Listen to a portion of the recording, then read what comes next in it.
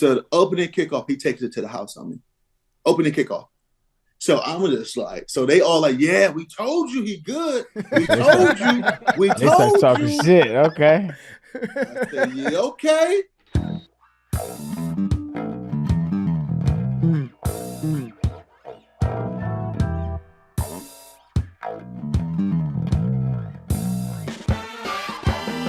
All right, we're back on Macrodosing. Got pretty much the whole squad here. Myself, Arian, Big T, Mad Dog, McKenzie. Billy's going to be joining us from Uganda once he gets back to his hotel, which should be in the next 30 minutes or so. We also have an interview with Cardale Jones regarding his time in college football, the NCAA, the kid that he beat in NCAA football who's in the hospital. We touched it all. Titus joins us for that one. Mark Titus, as a former Ohio State Buck, had a few stories, a few questions to ask Cardale. So big episode today, which is going to be about the NCAA in general. Before we get into that, though, we got some housekeeping we have to get underway, right? Right? Oh yeah, how'd the 40 go, blood? Arian just asked me that before we started taping. And then he was like, I want to hear Mad Dog ask that question. McKenzie asked it quite well. I think Mad Dog had her mouth full with salad or something. What? We might have to bleep this out because it's going to be in a video that we put out. So I don't want to... Give me the time and just a long beep. I don't want to spoil the result of it for the video. I ran twice. Arian, you thought that my times would be what? I said like 5.2 plus, I think, if I remember correctly. I ran. Okay. What'd you really run, though? But like, all right, man. That's what I ran. That's what they timed me at. I'm as fast when as did, Christian when did they McCaffrey. start the clock? Listen, it was, Clay Harbor? Do you know him? No. He played on the Eagles for a while, played in the NFL for a little bit, I think Patriots, also XFL. He was the one, he was here from Optimum Nutrition, and he was putting us through the drills, and I ran. And Stephen Che, who claims to run like a 4.4, at least like when he was like 20 years old, he got timed at, and everybody else was around like 4.9 to 5.2, and I ran. That clock is fucking wrong. So The clock was right. What wasn't right was probably the distance of the 40. That could be true. So one of them. I did the equation for what is it? It's just time over distance is speed, right? Is the equation for speed. Yeah. Yeah. So one of the variables is off for sure. So I did walk it off after the fact, and we only had a limited amount of space to use in our facility. So we did not have 40 yards that I could run it on. And I walked it off, and it was about 34 yards, which is that's still pretty good. Hey, what's up with your mustache, man? You look like Mario. Thank you for asking, Arian. I'm doing like a heat check. I can't really grow facial hair, so once every couple years, I try to grow it out and see where I'm at. I gotta shave it off now, so I think I'm gonna just shave it just into the mustache for a little bit. This would not be a heat check. This is bad. No, listen. This is J.R. Smith coming off the bench and just firing one. I completely understand it's ridiculous, and what's been concerning to me is the amount of people that have been like replying to videos that I'm in, not being like, "Hey, PFT with a weird dirty mustache." A lot of people just being like, "Is PFT okay?" like I have a health issue because my facial hair is so bad, those actually make me laugh, but it's also a little bit concerning. I think I'm gonna trim it up into just the mustache though. The mustache. It's giving free candy vibes, man. I was thank you, I appreciate that. Everyone loves free candy. It's Halloween. It's giving Halloween vibes. Cool. Especially children. Yeah, Halloween. There you go. Mm-hmm. That's what you're talking about, right? Nope. Anyways, I'm gonna trim it down to just the mustache. Some people were born with the God-given ability to grow facial hair. I was not. I'm kind of face bald. You got a very nice beard. Beard is cracking. It is cracking. Big T's got a cracking beard too. Big T's been with facial hair so long, I forget what you look like without it. It was pretty bad. That's the idea. It was pretty bad. I mean, you don't have to say pretty bad. I mean, you agreed with that though. It was pretty, yeah, no, I do, but you don't have to say it like that. I mean, it's a two-way street here, brother. I had to shave for draft day. That shit was horrible. It's just horrible. It was one of the worst times of my life. I just hated it every moment. Wait, do you mean like going into the NFL draft, or do you mean the movie draft day? The movie. Okay. Like Ivan Reitman, the director, rest in peace. He was like, "Hey man, can we get you to shave your beard?" I'm like, "Man, hell no, what?" He's like, "Yeah, it'll just make you look a little younger." At the time, I think I'm 25, 26. And then Chadwick Boseman was like 30 something, and they let him keep his shit. And I'm like, "That man look 30. Come on, man. Like, let me keep my shit." And he was like, come on, man." And I was like, "Fuck it, man. It's my first movie." All right. You'll play ball. And your beard at that time, I'm looking at, was like really short. Well, yeah, I didn't keep it like this. I kept it really like to the face. I let it grow out. Now I like the long look of it, and actually fade it. I actually need a haircut, but I actually faded into the taper. It was nice. It does look good. It looks clean. Scale of 1 to 10. How bad is it right now? Be honest with me. This is what friends are for. I told you, you look like you trying to take kids, nigga. So that's probably a 1. Like the worst? That's pretty bad, yeah. It's horrible, bro. Is there anything worse than that? Nah, it's about as low as it gets, man.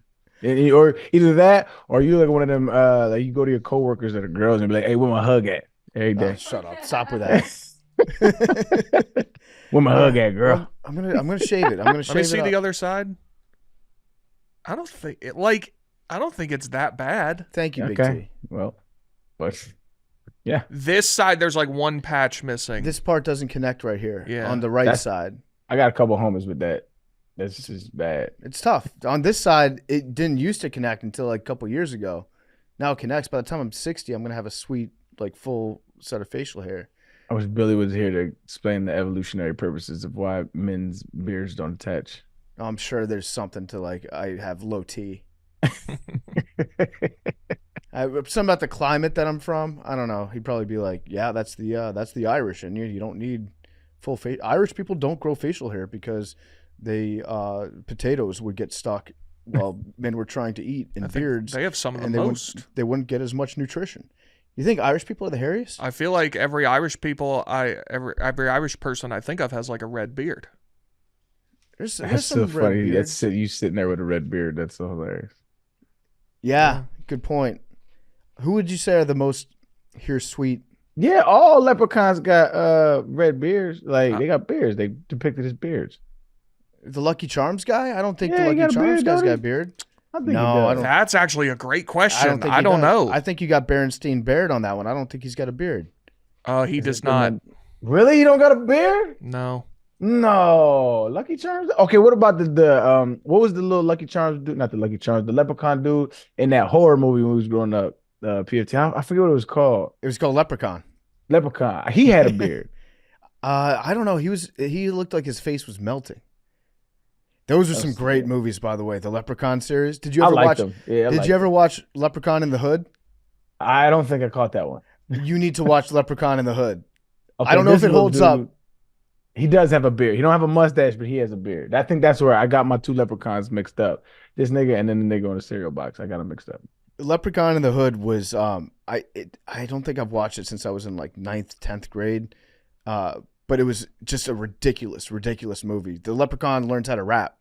Oh my God, that sounds horrible. I might have to run that one back. Lep in the hood come to do no good. Lep in the hood come to do no good. Hey, we should stream that live and comment on it live, Big T. Okay, let's do a dozen trivia question. Rotten Tomatoes score for Leprechaun in the Hood. Ooh, we gotta write it down. I don't have my pen, but I'm gonna go with I have mine I'm holding up the numbers underneath the desk right now. I'm gonna go with 6%.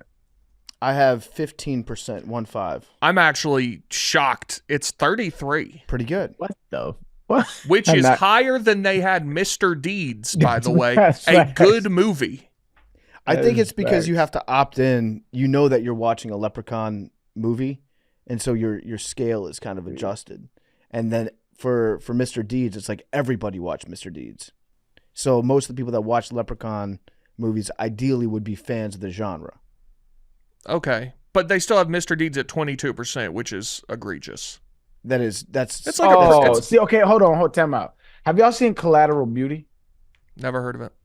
It is a movie with Will Smith in it where a dude like loses his wife, and how he dealt with his pain was like he used to write, like if he has an issue with somebody, he used to write them letters, but he never used to send them. So he lost his wife, and he just wrote about love.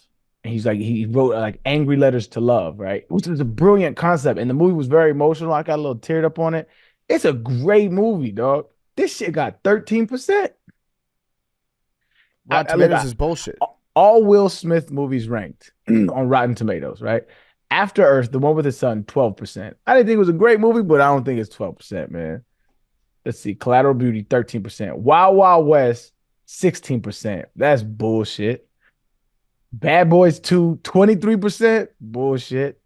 Saw that on the day Kobe died. You said what? Saw that on the day Kobe died. I didn't know if I should still go or not. I mean, shit. Yeah. But I'd already bought the ticket, so. National holiday. Gemini Man, 26%.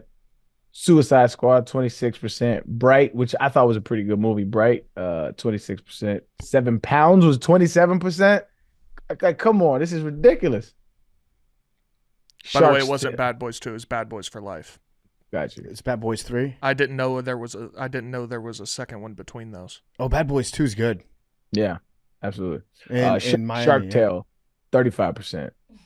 Hancock, 42%. Bad Boys, the first one, 43%. The Legend of Bagger Vance, 43%. iRobot, 56. Focus, 56. Aladdin, the new joint, 57. I'm okay with that. Actually, I think it deserves a little higher. That was a really good movie. Concussion, I haven't ever seen that. 58%. Tell the truth. Tell the truth. I know you had that accent. Tell the truth. Have you Pursuit ever of Happiness, 67%. All right, I'll stop. Y'all are into it. I got you. No. Where's did you say I Am Legend? I'm not done yet. So Pursuit of Happiness, 67%. Another travesty. Independence Day, 68%. Another travesty. Ali, 68. I'm okay with that one. I Am Legend, 68%. Men in Black. 69. Men in Black 3, 67%. Hitch, 69%. Enemy of the State, 71%. Now we're talking. That movie was amazing. Bad Boys for Life, the one you missed, I think, 76%. Spies in Disguise, I've never seen it. It's an animated movie, 77%. Where the Day Takes You, I've never seen this movie. 80%. That was in 1992. 6 Degrees of Separation, 88%. Men in Black, his number one movie on Rotten Tomatoes, 91%. Yeah, I would say Pursuit of Happiness should be a little bit higher than that. Way higher. That shit was an amazing movie. Enemy of the State should be higher. Absolutely. Independence Day should be way higher. Wild Wild West, absolutely should be higher. Independence Day is a classic. I spelled happiness wrong on my elementary school spelling test because of that movie. I hadn't seen it, but I'd seen the poster for it, and it was HAPPYNESS. And my teacher said, "Have you seen the movie?" They comment several times about how it's spelled wrong. I said, "Didn't see it." I'm looking at Leprechaun in the Hood's IMDb page. I had forgotten some of the names of these characters, right? One of the rappers, of course, let's hear it. Who was played by Anthony Montgomery. His name was Postmaster P, and he was like a mail carrier. That was his thing. Postmaster P is a great one. Oh my god! Ice-T played a record label exec, and he went by Mac Daddy Onassis. That's a good one. Mac Daddy Onassis. Mac Daddy Onassis, yeah. Great movie. Check it out. We should do a live watching of it. I'm down. I don't know if it holds up. Probably not. My guess is it probably doesn't. But yeah, Lep in the Hood. What a love film. how you just abbreviated Lep in the Hood. Yeah, Lep in the Hood. Going back to the question of different ethnicities with different hairstyles, facial hairstyles, who would you say would be the hairiest demographic? Would it be the Greek? Yeah. I feel like it could be the Greeks. The Vikings, right? It could be. Oh, yeah, we're always taught like Vikings have giant beards, but also I don't like if you think of Swedish people or Finnish people or Norwegian people, Do you think of like dudes with big long beards? Not anymore, but I think that's nowadays. Yeah. Historically, maybe. I feel like the Greeks are the hairiest though. Do you shave your back or your chest? I don't shave my back or chest. I have very little hair on my back, but my chest is getting pretty hairy. Got you. And it's got like it grows in a triangle, which kind of points up like at my face. Man's got hit with a crop circle on his chest. Yeah. So I've got like the trail that goes down from the bottom of the triangle, and Talk then that shit. the triangle pointing up, so it looks like it's telling people my eyes are up here when they're checking out my body. That's what I always say. You shave? Keep it professional. Do I shave? Yeah, I shave. You shave your chest? Not the chest. I shave the stomach area though. You know what I mean? Because it'll be weird if I'm like heavy right here, and I like to be smooth down there. So, yeah, I'll keep it clean. I keep the stomach clean. What about you, Big T? I shaved my chest one time just to see what it felt like, and it was the most uncomfortable, unnatural thing I've ever felt in my entire life, and I will never, ever do it again. How long ago was this? Years. I think it was during COVID. I was just so bored sitting at home. I was like, what if I shaved my chest? And I did it, and I was like, holy shit, this is horrible. Yeah. Kids these days, if they're growing up in a post-COVID world, they're not going to understand that 6 months of pure boredom we had, where things were so bad that Big T was entertaining himself by shaving I was his just chest. at home all day, bored out of my mind. And I remember, yeah, because I was at my parents' house when I did it, and I was like, it was so awful. Yeah. Do you shave your carpet? I mean, to the extent that it's necessary. So you trim it? Yeah. You don't wax it? No, I've Wax done is a that lot. too, and it looks, no. You wax? No. Oh, no, not waxed. I've just shaved it completely. Uh-huh. And Okay. it looks... You gain some length. That's Yeah, but highly I know recommended. what's there to begin with, so it's fine. Man, the shaving is never for you, brother. It ain't. We can talk off air.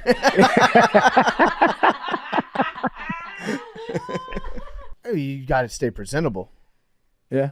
Yeah, you got to stay presentable. You can't just have like, I can't be growing. It can't look like the top of my head down Right. there. I can't have like a mullet on there. But yeah, you keep it nice.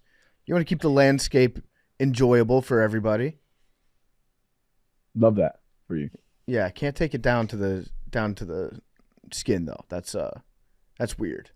Yeah. I feel like if you're in your 40s, I'd say if you're past the age of 35 and you like take all of it off, you got some weird shit cooking. Nah, wait, hold on now. So when you say you talking about like razor or like, because like when I do Manscaped, I go against the grain, and that gets it like real close to the skin. Yeah. Like I don't get super close to the skin. Like it's short, but it's not like anybody ever look at me and be like, he doesn't have any hair. Let me see. I was playing. You want to see? No, nigga. Okay. Are you allowed to show pubes on YouTube? No. You can't? What's the cutoff? Do we know where, like, because can you take your shirt off on YouTube? Not if you're Brandon Walker or Nick Fasoli and they think you have breasts. What? During the Producer Bowl, Brandon Walker took his shirt off and we got banned from going live because they thought they were women's breasts. The AI picked it up, identified it as women's breasts? Yeah. But YouTube, I don't know. I'm going to bet they cap it at like a trail starting. The belt? Maybe like the belt line? Yeah. Yeah. Everyone's got pubes. It would just be too close, I think. Yeah, it's too close for They don't- comfort. Yeah. But I've never tested that Yeah, I line can't before, so I say. do not know. I don't think we as a collective podcast have tested that line yet. I did discover something with my pubes the other day, though. I was peeing. I have a great pube. I'm old. Word? I'm officially old. Like, it was shocking to me. I was like, where did you come from? I thought it was like lost. I was like, you don't belong here. You're a long way from home, buddy. Now that I think- He has showed up. He's Now that there. I think about it, you and Arian, like neither of you have like any gray hairs. I got him on my beard a little bit right here, but that's it. I got a couple in the beard area that you can't see. You But really I've can't had see these anything. like sporadically since I've been like 20 something. Like so, like when I was 25, I think is when I see my first gray hair in my beard. I'm waiting for the full shit because that salt and pepper look is. Ooh, I love that shit, though. That shit, I can't wait to have that. It does make you look distinguished when you got the salt and pepper Yeah, beard. man. What? And I'm about to get glasses too because my eyesight's going to shit. So I'm gonna have like salt and pepper with the glasses. I'm gonna be a little killer out here in these streets, slaying these cougars. That's why you want it. You want to look older for the Cougs. Of course. I have no interest in that. young Jones. I respect that. Yeah. Arian, I want to get your take on something that happened in the news in the sports world last night. I don't know if you've seen the clips of last night's Suns Warriors game. Draymond Green did the thing again. He went insane on the basketball court. He Draymonded once again. He Draymonded hard last night. Yeah, man. I saw it. I saw that. I watched the entirety of the Laker game, and then I had to turn it. Like watching the Suns and Warriors, they're two teams that aren't very good right now. They're not very good teams right now. I don't know, man. I mean, I think he got something else going on, obviously, but he's just like unnecessarily physical. But I don't know. That's the older cats that be complaining that this league is soft. They shouldn't say nothing, but that's what you want, right? That's But- true. But nah. I mean, I just think it's funny. Like I don't know, man. Like it's just funny. He's like a bully that nobody really is afraid of. He actually went insane, I think, with this. Like he blacked out for about a half second, and then his explanation behind it was maybe funnier than the actual punch. What Where he was was like? His explanation was like, "That's how I sell calls when I'm getting fouled. Is I'll flail my arms to make it seem like I'm draw attention to the foul that's being committed against me. And this time I flailed my arms and turned around." And he happened to be in the way as I was flailing my arms, which is just like bullshit. Draymond, just admit it. Like you got mad, you blacked out for a second, and you punched him in the head.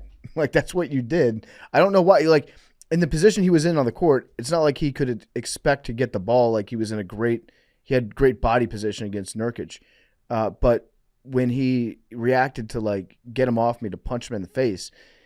I tend to agree with you that there's probably something going on, Draymond, and the rage that he feels where he just responds like that all the time. And I feel like this time it's probably going to be a pretty hefty suspension. Probably, 8-10 games, something like that? Because they just went through this with him like a month ago to figure out how long they're going to suspend him for. And now they have to do it again, given that with the history that he's got and just how crazy this one move was. I feel like he's going to get 10 games. It could be. I do feel like there's an element of truth in what he's saying. I do feel like he was trying to sell him getting called. Like so, when I see him spin, he was trying to feel like the dude was grabbing him. But there was also an element of like I want to get this motherfucker off me. And so I think he was caught between committing and not of actually hitting him, and he took it too far. But I also think they about to get him up out of there too. Like he's to the point now where he's just not as productive anymore. And Father Time catches up with all of us, and he's just not the same player he was. It is what it is. And they're a small team, right? And they don't have a lot of presence inside. And it's just I don't see much like he was absolutely like one of the best players on their team, right? Whereas like you need a Draymond on your team. And now it's like you're more of a liability right now. Yeah. And not just talking about his like fouls and shit, just like his play. They need some inside presence that with some youth so they can run. Yeah, And the he ain't playoffs last year when he would just like drive to the hole and he would look like a car that didn't have any brakes, and as soon as he'd pick up his dribble, he would just get out of control and throw a wild shot up. He did that yesterday. I turned it off after like the first or second quarter because I was like, this shit is bad to watch. And then for some reason, Steve Kerr gets giving him the green light, so he'll bring the ball down and pull up. Like, nah, not when you got two of the greatest shooters of all time on your team, bro. That shouldn't even be a thought in your head. Right. So I have a theory about Draymond and why he does some of this stuff sometimes. I think he likes to do this so that he has something to talk about on his podcast. Because imagine the downloads he's going to get on that podcast where he explains. This is his version of dating Taylor Swift, where he'll get casuals drop in, bump up a huge episode, because he's like, yeah, so I'm going to get suspended again. So he gets the bump right after the game where he talks about what he did on his podcast, and then you get the bump when the suspension comes down, his reaction to his own suspension on the podcast, and then his first game back, you get another bump in the podcast ratings where he talks about coming back and how he's a changed man. So this is like, it's feeding his media empire. You think that's his end game? He knows his clock is ticking. I think he probably wants to. Yeah, he wants to be in media afterwards. He wants, if that's like a network show or if it's him doing his own thing. I think he's like setting himself up for that down the road. Yeah. We're now joined by a very special guest on Macrodosing. It's actually a member of the Macrodosing podcast. It's Billy Football, live from Uganda. Billy and Donnie, both here live from Uganda. What's up, fellas? Sorry to interrupt. Your audio is coming from your computer, my guy. Yeah, you're definitely not plugged. You're not. Your microphone definitely isn't plugged in. Right. Donnie, I want you to hold up using your fingers in the background. How many beers deep is Billy?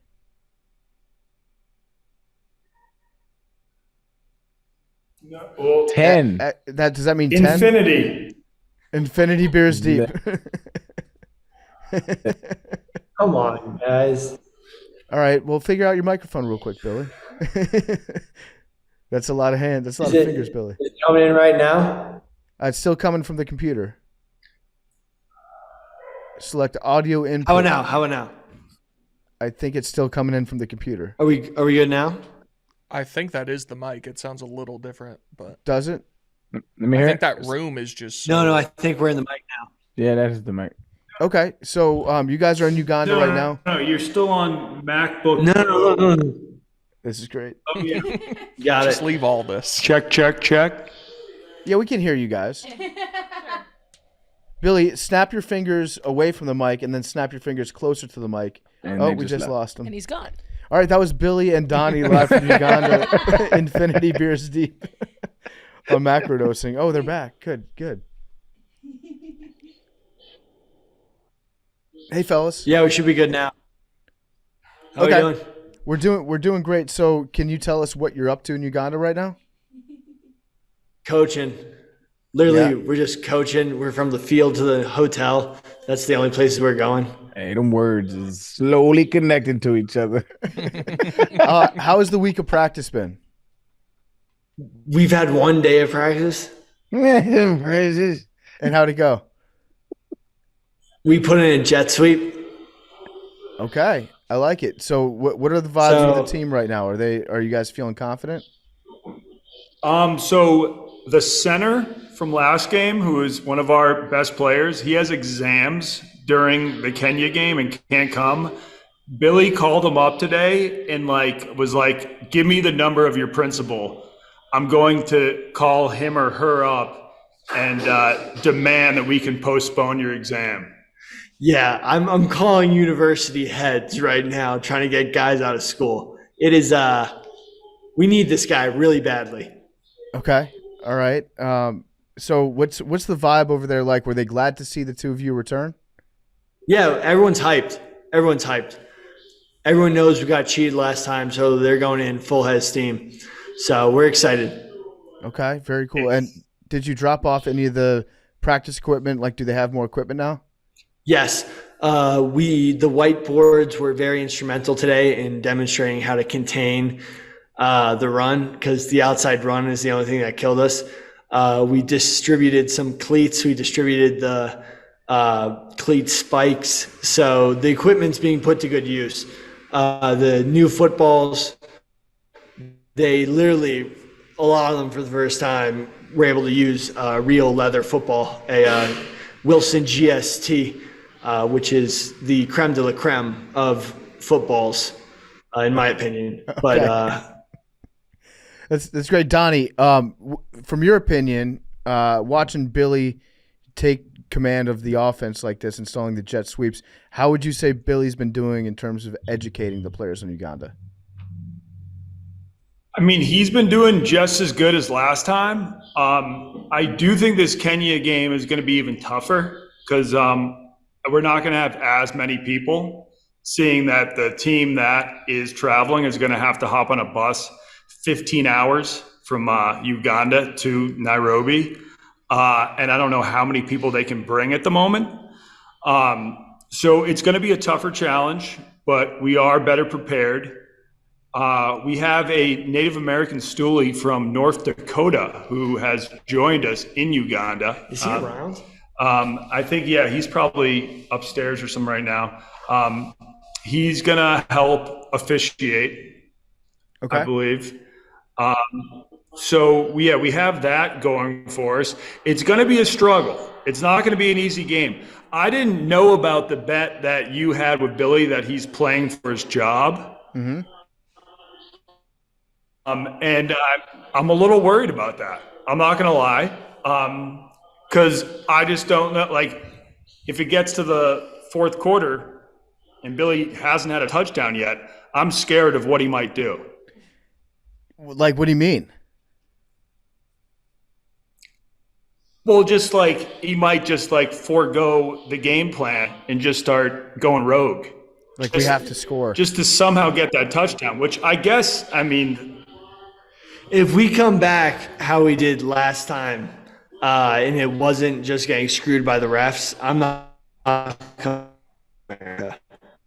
I don't want to come back if we're going to come back. I'd rather come back on my shield. I don't want to come back to America if we're going to come back as disgrace. Like, seriously, I don't want to come back. You got to score a touchdown. Billy, you have you're coming back. You have a family that loves you in America. It's okay. I'll get back for my dog. But they may not respect your football ability, but you have people to come back to in America.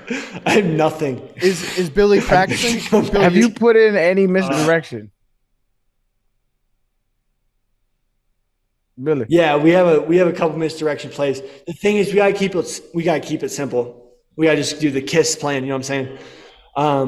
But we got some heavy set formations. We got some spread going on. Honestly, hopefully it's not raining. Bless the rains down in Africa, but they're terrible for football. Hopefully we can throw the ball a little bit. Mm-hmm. But I think if we have a fair game, I think it's our game to win. Okay, and you're gonna play. Yeah. Donnie, are you playing? Well, this time I literally have to play because we can't transport enough players from Uganda to Nairobi. I need to play. And is Donnie playing? He might. Yeah, there is a chance. I was initially told that I would have to play. I don't want to go on my honeymoon with like a broken ankle or torn ACL. That's fair. But whatever it takes. This is Jameson, by the way. Shout out. Jameson's the man. What's up, Jameson? How we doing? Hi. Good. How are y'all? Doing great. What's your overall impression of Billy and Donnie and how they're running this Uganda team? I guess personally they couldn't be nicer, more stand-up dudes. I think the way they're running it is appropriate. It's the very basics that the Ugandan teams have learned, and the way that they're manipulating the basics into like a positive manner is incredible, especially for a growing sport in this country. I love it. And the offensive game plan that Billy's installing, he's told us a little bit about it. Do you know what the stakes are that they have to score a touchdown? I think Billy's off the show, right? He's fired if he doesn't score, if they don't get 7 points. Damn. They're going to score. Okay. All right. Love it. Thank you, Jameson. Yes, sir. Thank you. Yeah. And shout out Macrodosing. I asked Jameson how he even heard about our Ugandan saga, and he said it was from listening to Macrodosing. Amazing. We're worldwide, baby. And one last little tidbit. Neither of us know from experience, but Jameson may have tried to get a massage in the Nairobi airport because they just have like a spa in the airport. Yeah. And afterwards, the lady did offer to give him a hand job. So if anyone else goes to the Nairobi airport, you can get jacked off there. That's important. That's a great Yelp review. What a great airport. I mean, I've never heard of that happening at an airport ever in my life, and I've been to so many airports. They also have a Hardee's. There's a Hardee's in the Kenyan airport. Yeah, it's got it all. Sounds like they're combined. Welcome to That's Nairobi. good stuff. Hardee's and hand jobs. Awesome. All right. Well, is there anything else that you would like to tell the listeners about how things are going? It's going amazing. Uganda, literally, I don't know what it is, but when you wake up in the morning, the oxygen or something here just like powers you up. I think like because there's so much greenery around, there's like more oxygen in the air. You just feel energized. It's crazy. I love this place. I might never come back. Yeah, you might. And also for people that are interested in following along with this, the game is when and will people be able to watch it live? We have no idea. It's one of those things where we might never figure it out. Let's not promise a live stream. Last time we promised and it didn't work out. But when is the actual game? We don't know. No, I think we do know tentatively it is Sunday, 2 p.m., Impala Grounds, Nairobi, Kenya. Okay, so if there's anybody over in Kenya listening, go out, support the boys. We'll try to get a live stream going. That start time, it sounds like, is a little bit up in the air, determined by, I guess, a lot of factors. But I'm excited for this. I am rooting for you. I want you to come back. I want both of you guys to come back as victors. I want Donnie to be on his honeymoon and be super healthy. I don't want to have to fire Billy. But this I'd rather die. I'd rather die than I lose. cannot be on suicide watch after this game. I have to hop a flight. Okay? I get really sad after losing. Yeah. You'll be good. You'll be good. I didn't realize that until like this last game. I only lost twice in high school. This was one of the worst losses I've ever had, was this last game. Yeah, but Billy, I think everybody knew that, like, there's a body of evidence out there to show that Billy does not handle losing well. Yes. Yeah. I will say, if we play a clean game and a full game where the clock just isn't running the whole time, we get to play full 4 quarters, and they're just the better team and they beat us, I will be able to live with that. Yeah, if they're a better team, like I'd lose better. This is a preview of Sunday's game between Kenya and Uganda at 2 p.m. at the Impala Grounds. Yes, the Impala Rugby Grounds, but they're converting it into a football field. All right, bring home a dub, boys. Oh, it's yeah. good. It's good to hear from you. Right. I'm glad things are underway, and please take Arian's advice. Use a little bit of misdirection, okay? Yeah. Thank you, Arian. You ain't gonna do it. Billy just did a head bobble back and forth. Like, I don't know. We if I got can. something in the playbook. I sent you the playbook. You have the playbook. You did not send me the playbook. You sent me the I did. playbook for last I did. game.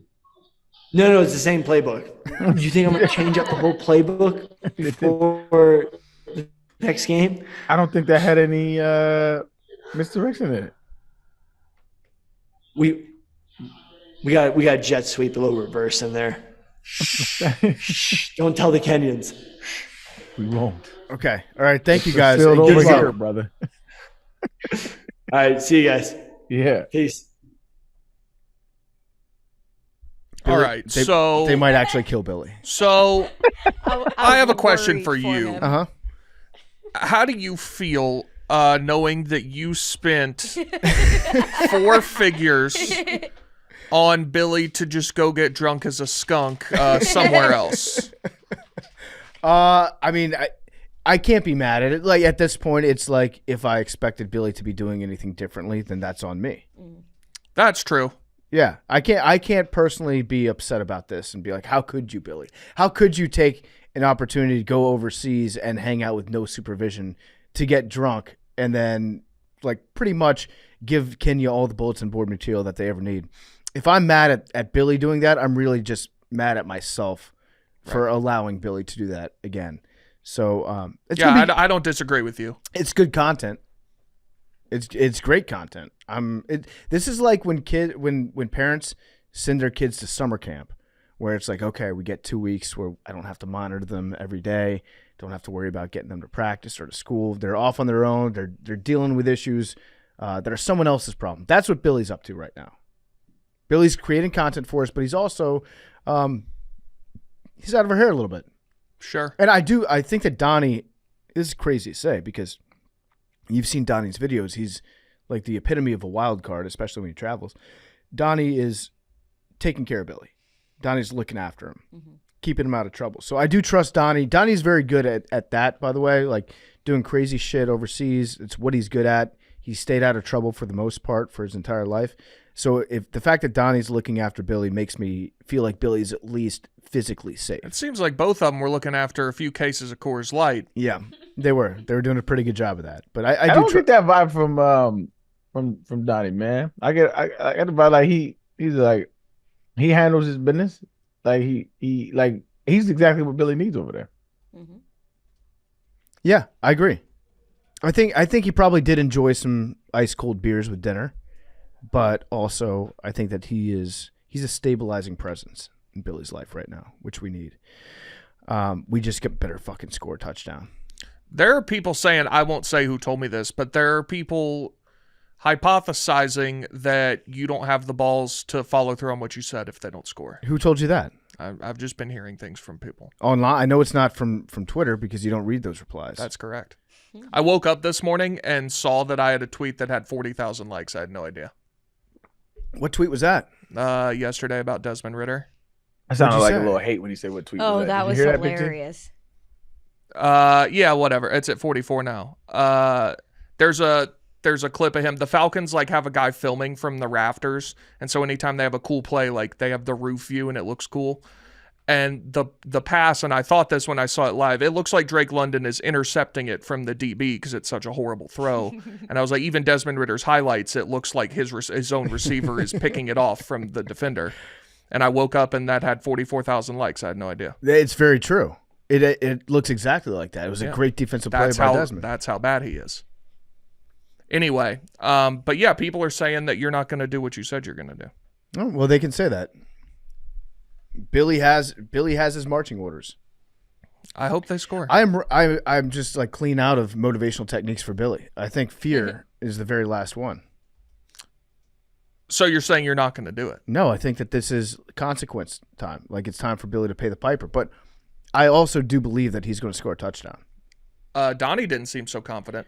I think Donnie is being smart and underplaying expectations, whereas Billy's under promise, over deliver. That's what Donnie's doing because he's smart about it. Yeah, I think that the Ugandan giant is going to put up some numbies. I hope so. If you've got a Uganda football fantasy league, I would draft Billy. Okay, he's going to will himself 1-1. I think Billy would probably 1-1. Yeah. Okay, that's it's on a team that didn't score last time. So. Well, he had a hurt ankle last time. It was rainy. It was muddy. They didn't have the equipment. The refs fucked him. Billy's just the goat at excuses. The chains didn't work. Yeah, he's the goat. They kicked the ball. Yep. One of the touchdowns was on defense, so that doesn't really count. So they really only lost 7-0. Yep. He's going to score a touchdown. Not even worried about it. I have something that we need to discuss real quick. You remember we talked about the California lottery thing? Yep. About how every Powerball winner comes from California. Yep. And not just even taking into account population, it's way more than should be. 2 winning tickets were sold for the $400 million Mega Millions drawing the other day. You want to take a guess where they both were? California. Not only were they both in California, they were both from the same gas station in Encino, California. What? They're making it too obvious at this point. If you don't understand that there is something going on between the California state government and these national lottery games, I don't know what to tell you. Well, they have to make up for the money that they're going to lose when Ohtani moves back to Japan. Right. And his deferrals come in. Yeah. So 2 lottery tickets. How much were they? They split a $395 million jackpot. So was it a glitch? I mean, clearly, yeah. They're flying too close to the sun. That is damning evidence. Yeah. They both, had it only been one, both of the guys would have won $395 million. They both matched all 5 numbers. And how many different outlets sell Mega Millions tickets like coast to coast? I mean, who could even venture a guess? Hundreds of thousands, 100,000?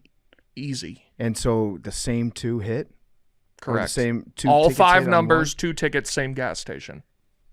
Wow. I think Big T's onto something here. There's no question at this point. So now it's across multiple games, both take place in the whole country. A Chevron station in Encino, California sold not 1 but 2 winning tickets. The odds of that are so astronomical, I don't know that you could come up with a number. There's got to be an explanation for this, right? Yeah, it's that they're cheating and they fucked up. That's the simplest explanation is usually the correct one. So according to the California Lottery in a press release, we won't know exactly how this happened until the prize is claimed. There are any number of explanations. Perhaps one person wanted to try their luck on 2 different rows for whatever reason, or maybe a couple buddies wanted to try their chances with the exact same numbers. It could be the same person. So I suppose that could be sense. true. Yeah. However, that seems why that does. I guess now I take it back. That doesn't make sense. If you're buying 2 tickets, you would never want. I guess the 2 friends could be plausible, but still doesn't really make sense. Because if you're buying tickets either multiple by yourself or with someone you know, you should diversify the numbers you have. Right. Because if you're buying it with someone, I assume it's implied that you're going to split it if you win. Right. So why would you guess the same numbers, giving yourself a lesser chance of winning? So this isn't the first time this has happened in California. Of course it's not. In December 2020, a 7-Eleven in Vallejo sold 2 winning tickets for Super Lotto Plus. I can't believe it was in California. To make it even more surreal, the prize was claimed by 2 different players with the same last name. I'm telling you, something nefarious is going on here. And if it takes me to get to the bottom of it, so be it. That would be a fun little piece to do, man. Just like Big T investigates the lotto. Yeah, no, I'm on to him. The odds of winning the Mega Millions jackpots are 1 in 302,575,350. One can only imagine the odds for 2 winning tickets to be bought at the same location. That has to be in the billions, no? Oh, not even. Trillions, quadrillions. I don't know, man. Millions is very different than billions. I mean, okay, so you said it was 1 in 300 million? 300 million. So it would be 300 million times 300 million, right? I don't know how to calculate that shit. I don't know. I don't know about trillions. Maybe billions, though. So if that math is correct, which I don't know that it won't even go in on the calculator. Hold it on the side, maybe. I did. It won't even go sideways? No. That's a big number. It's a very big number. It just says 9E to the 16th. Does anybody know what the E stands for? I think there's a way to calculate what that is, but there's like a formula that goes into it. So it's 3. It's 9 with 16 zeros. Okay, so 3 zeros is 1,000, 6 zeros is 1,000,000, 9 is 1,000,000,000, 12 is 1,000,000,000,000, 15 is quadrillion, so 16 would be 90 quadrillion. 1 in 90 I think I'm quadrillion. doing that right, correct? If it's just 2 random people that won with the same number from the same gas station, that would be, yeah, those odds I think would be correct. If they're Right. if So it a was a pretty random big draw. number, If let's it was a call random it. draw. Now if it also makes a difference what the winning number was. If the winning number is something crazy where it's like 10, 20, 30, 40, 50, 60, that is like something that somebody would just think of off the top of their head. Is Mega Millions the one where you pick the numbers or you get them assigned to you? You can do either. Do we know which one was which? We don't know yet. I think they would have to tell you what they did, but you can either like tell them I want these numbers, or you can say let the machine pick it and it'll just do it randomly. The simplest explanation for this one is that it's the same person that played the same numbers twice. as a I mistake. don't agree with that because Maybe husband as and a wife? That makes mistake, a lot more sense. as a mistake possibly. Yeah, as a mistake, or a husband and wife that play the same numbers every time. And But in that a doesn't make miscommunication, sense, they both though. went at different times. Okay. As a mistake. I guess. But either way, something is afoot. Wait, hold on. So they have the same last name? No, that was on a previous drawing where they were not related but had the same last name. Okay. So they have different names. We don't know yet. They haven't been claimed. They haven't been investigated yet. I think maybe they were claimed, but they haven't been investigated. Huh. That's interesting for sure. We won't know exactly how this happened until the prize is claimed, Carolyn Becker, Deputy Director of Public Affairs for the California Lottery, said in a press release. So I'm guessing they haven't been claimed yet.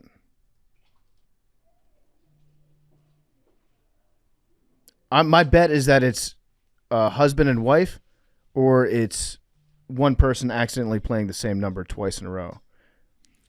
So there's also stories across the country of people playing the same numbers on different tickets and winning big. There's a Virginia player who bought 20 winning tickets with the same numbers. That's dumb as shit. Similarly, another article shares the story of a Maryland player with 15 tickets that all hit the jackpot. I think like 20 tickets with the same numbers. That's crazy. It's crazy. It's a dumb way to play the lottery. We'll wait. Big T, I want you to make sure. I'll wait till update. See what they say. Give me an update on the story as it develops. Will do. Arian just sent a picture to the group chat of me. It's a picture of me, and it says, "You hella look like Mario." It's the red too. The red has something to do with it. Okay, I think that's what it is. But it's like, because like the camera I see you on is not the clear camera that everybody else will see. So the fuzzy picture from my vantage point, this shit is actually hilarious. Okay, I'm Mario. I'm Mario today.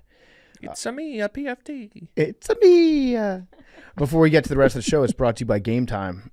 I love Game Time. I use Game Time all the time, whether it's sports, music, comedy, you name it. Game Time's your one place to go for tickets. It's super easy. You can buy tickets to any big event. I ran into a situation last Friday where I had a concert I was going to go to. I couldn't make it to the concert on Friday night, so I just put them up for grabs to anybody that was in Chicago that wanted to go. And then transferring the ticket over to them was actually a pain in the ass because it wasn't with Game Time. It was such a chore. I had to send multiple emails, and it was a big pain in the butt. With Game Time, it's super easy. You can text the tickets to somebody. Very easy to share. They also have the best prices, the best deals. Last-minute tickets, they've got it. Flash deals, they've got it. Zone deals, they've got it. It's easy to find and buy tickets for every kind of event in your area. We got playoff games coming up for college football. We got bowl games. I'm thinking about maybe going to the JMU Air Force game, Armed Forces Bowl.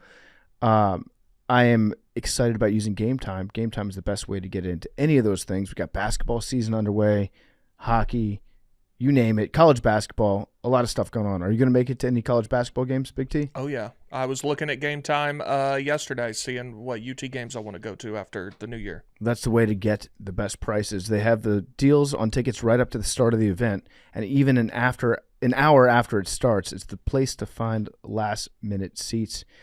You can find exclusive flash deals and sponsored deals on tickets for football, basketball, baseball, concerts, comedy, theater, more, much, much more. And they have the Game Time guarantee, which means that you'll always get the best price. If you find tickets in the same section and row for less, Game Time will credit you 110% of the difference. Take the guesswork out of buying tickets with Game Time. Download the Game Time app, create the account, and use code MACRO for $20 off your first purchase. We're giving you $20 off. Terms apply. Again, create an account and redeem code MACRO, and you get $20 off. Download Game Time today. Last minute tickets, lowest prices, guaranteed. That's with Game Time. Big T, you teed off about anything right now? I don't think so. Besides the lottery? Yeah, just that. I got to get to the bottom of that. That's consuming most of my energy recently. Yeah, no, everything's been pretty solid. Pretty copacetic. We've got the Surviving Barstool finale, the live finale tonight. Don't know what happened at that. It could be explosive.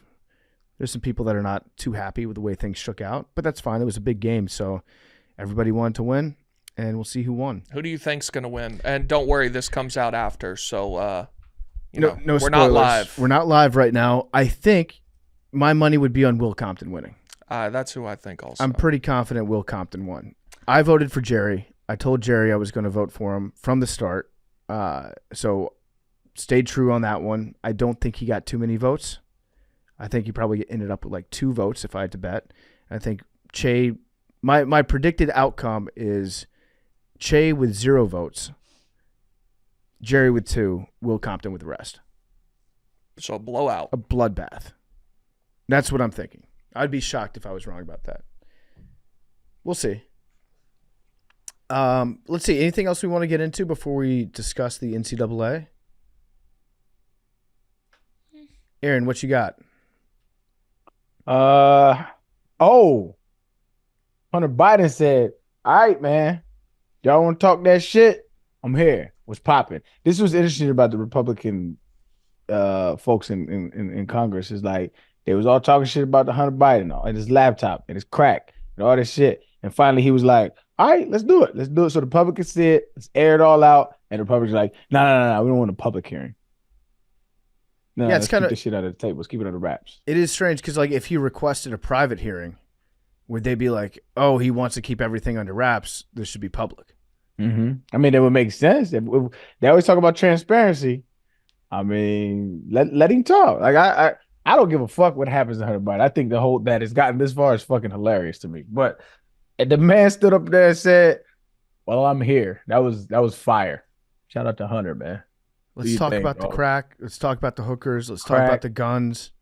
Let's talk about the foreign dealings. He said all that shit. Let's do it. Let's do it. And he want to do it. And now the Republicans are like, well, why does he want to do it publicly? Why wouldn't he want to do it? What? Because I don't know anything about this until you sent that thing earlier. But what I'm seeing is he skipped his congressional testimony today and then held a press conference outside instead of being under oath.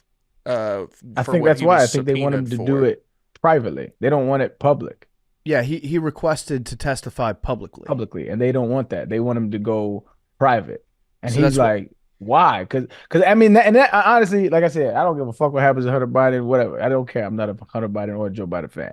But I'm like, if you've been defaming me in public for the better of 4 or 5 years, talking shit about me, my family, my wife, whatever, all right, let's get to the bottom of it. And you did it to me in public.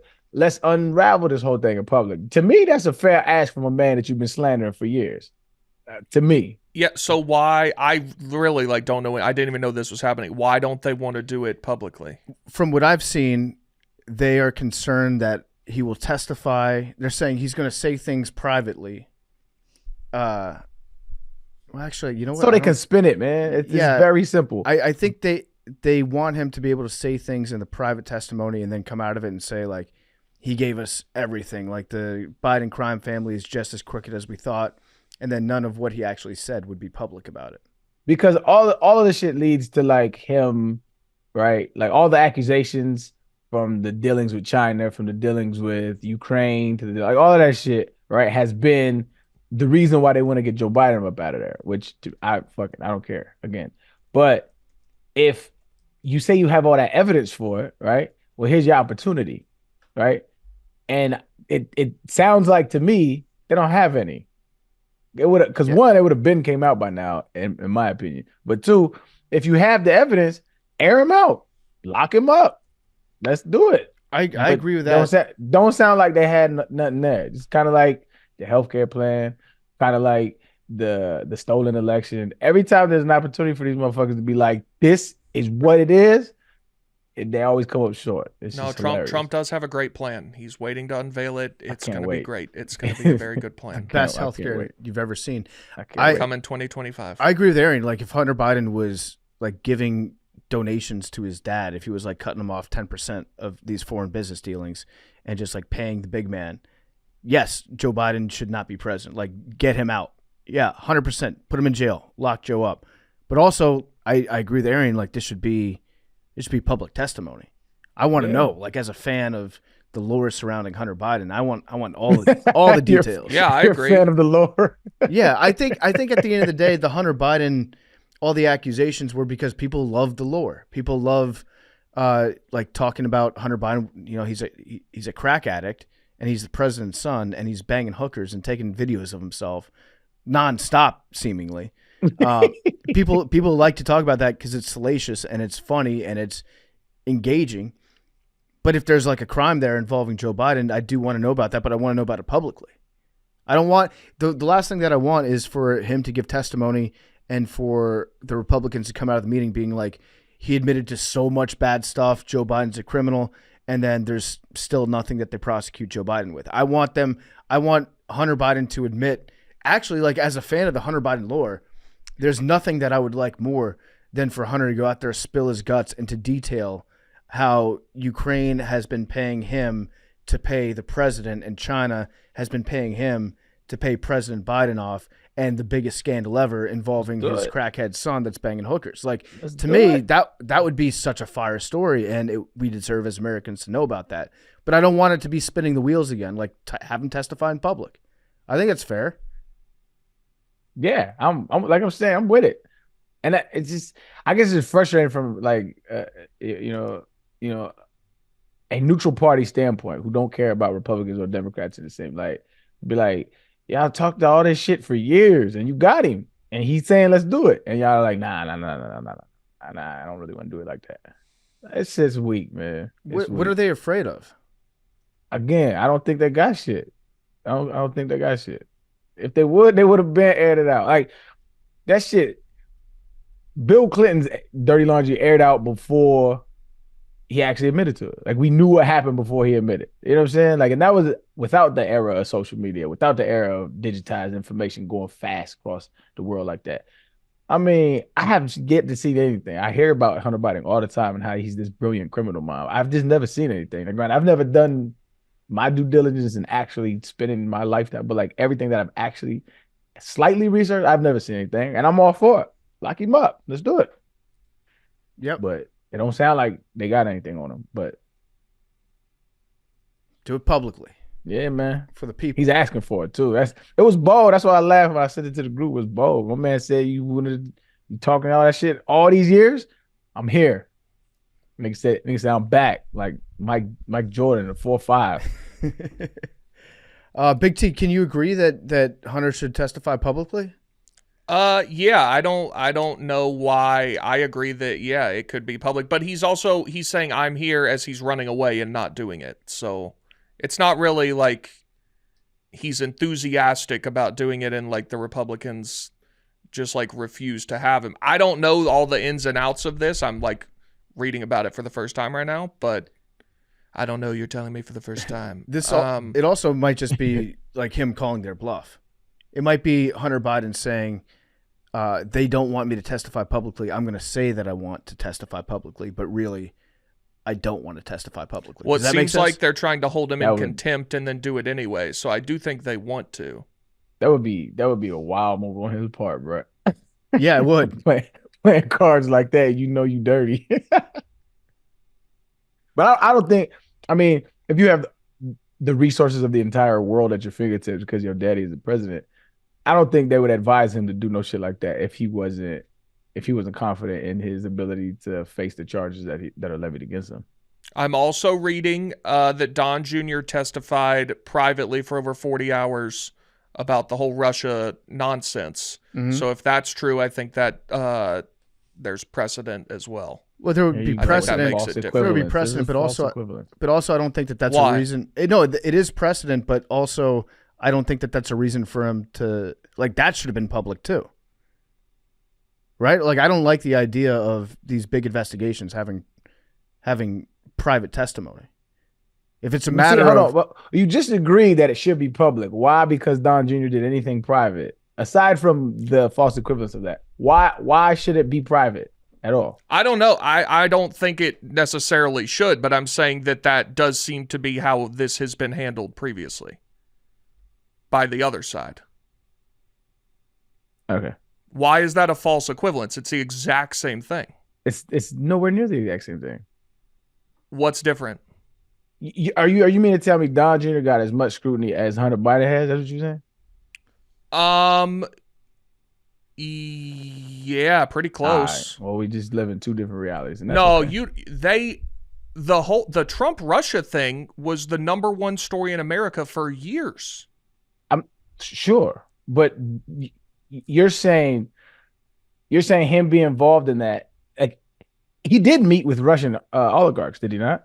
I think so. Yeah. Okay, well that is something to investigate. There wasn't nothing there, and so like PFT said, I agree 1,000% that, and Russia did meddle in our election. You do agree with that, right? I do not. That was proven. Those are facts. They absolutely meddled in our election. The manipulation of social media, they absolutely did. That was proven. I don't consider that necessary to the extent that Trump was demonized and all that shit. That's not what I'm talking about. That aside, Russia did meddle in our election. That was proven. I don't think that. Anyway, just Google it real quick. We'll wait. I don't. Okay, the social media thing. I don't think it. Anyway, continue. But no. I'm like, you can't skip past that. That's not meddling in the election. 1,000% it is.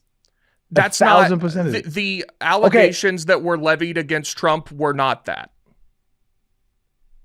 That's not that has nothing to do with my premise. My premise was, did or did not Russia meddle in our election? Yes, they did, right? And if Russia meddled in our election and you have a president and a family that has absolutely met and had business dealings with Russian oligarchs, that is absolutely something that raised an eyebrow. So it wasn't. So when people say that it was nothing, it was not nothing. It was definitely something to investigate. And, okay. And Trump, if you read the Mueller report, Trump is a mob boss, and he tried to hide a lot of shit. Like, sure. So that's what I'm saying. So it wasn't out of thin air, is what I'm saying. Okay, but Hunter and Joe are accused of very similar things to that. That's what I'm saying. So let's fucking look at it. Okay, but you said it's a completely false equivalence. They're accused of almost the exact same thing. It's okay. I'll give it to you that they both levied accusations, but to say that Hunter Biden and Don Jr. were like equivalent in the amount of media scrutiny that they got. I mean, I guess we just live in different realities, and that's okay. If you're saying Don Jr. specifically, I don't know. There's no way to quantify that. The Trump-Russia thing was covered infinitely more than Hunter Biden at all. Hunter Biden was actively suppressed. I'm not saying from Trump being Russia. covered I'm talking in the about media. Don Jr.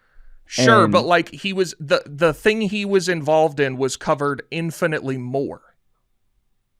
Again, that's what I'm saying, because it involved Trump. There has been nothing that has involved Joe Biden to any kind of scandal like that. Like, there has been small things. This is why they're even talking about it, right? Which is wonderful. Like, let's do it. All right, let's do it. But I guess I see what your point is. That what you're saying, if it's equivalent, then they should do it in private. But no. I don't even necessarily think that. I'm just saying, y'all are. It seems like that's how this was handled last time by the other side. So I don't find it egregious that the Republicans would. I don't know what the reasoning is for doing it that way. So there's two different things. With Mueller, it was a special counsel that was investigating, right? And he was preparing a report, recommendation to prosecute all that stuff.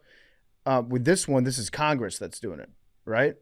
Mm-hmm. Congress is doing the investigation. I think that's different, where one is essentially a law enforcement officer that's interrogating to find out what happened and to make a recommendation on how to proceed. In this one, it's like this is the United States Congress that's going to be questioning him in a hearing. That should be public. Also, I would be completely in favor of Don Jr. testifying publicly too. Like, we do have a right to know what's going on if these are things that are actually worth investigating as crimes. I would love to see Hunter Biden publicly testify, if for nothing else, but just the crazy shit he would have to admit to. I don't disagree with you. Yeah, I guess the premise being, if you think it should be public, like, why equate it to something that is loosely related and say, well, this was private, so I guess this is how to do it. By the way, Trump Jr. testified to the Senate Intelligence Committee privately. Okay. So it was the exact same thing. Okay. So he should have, I would like to see that be public too.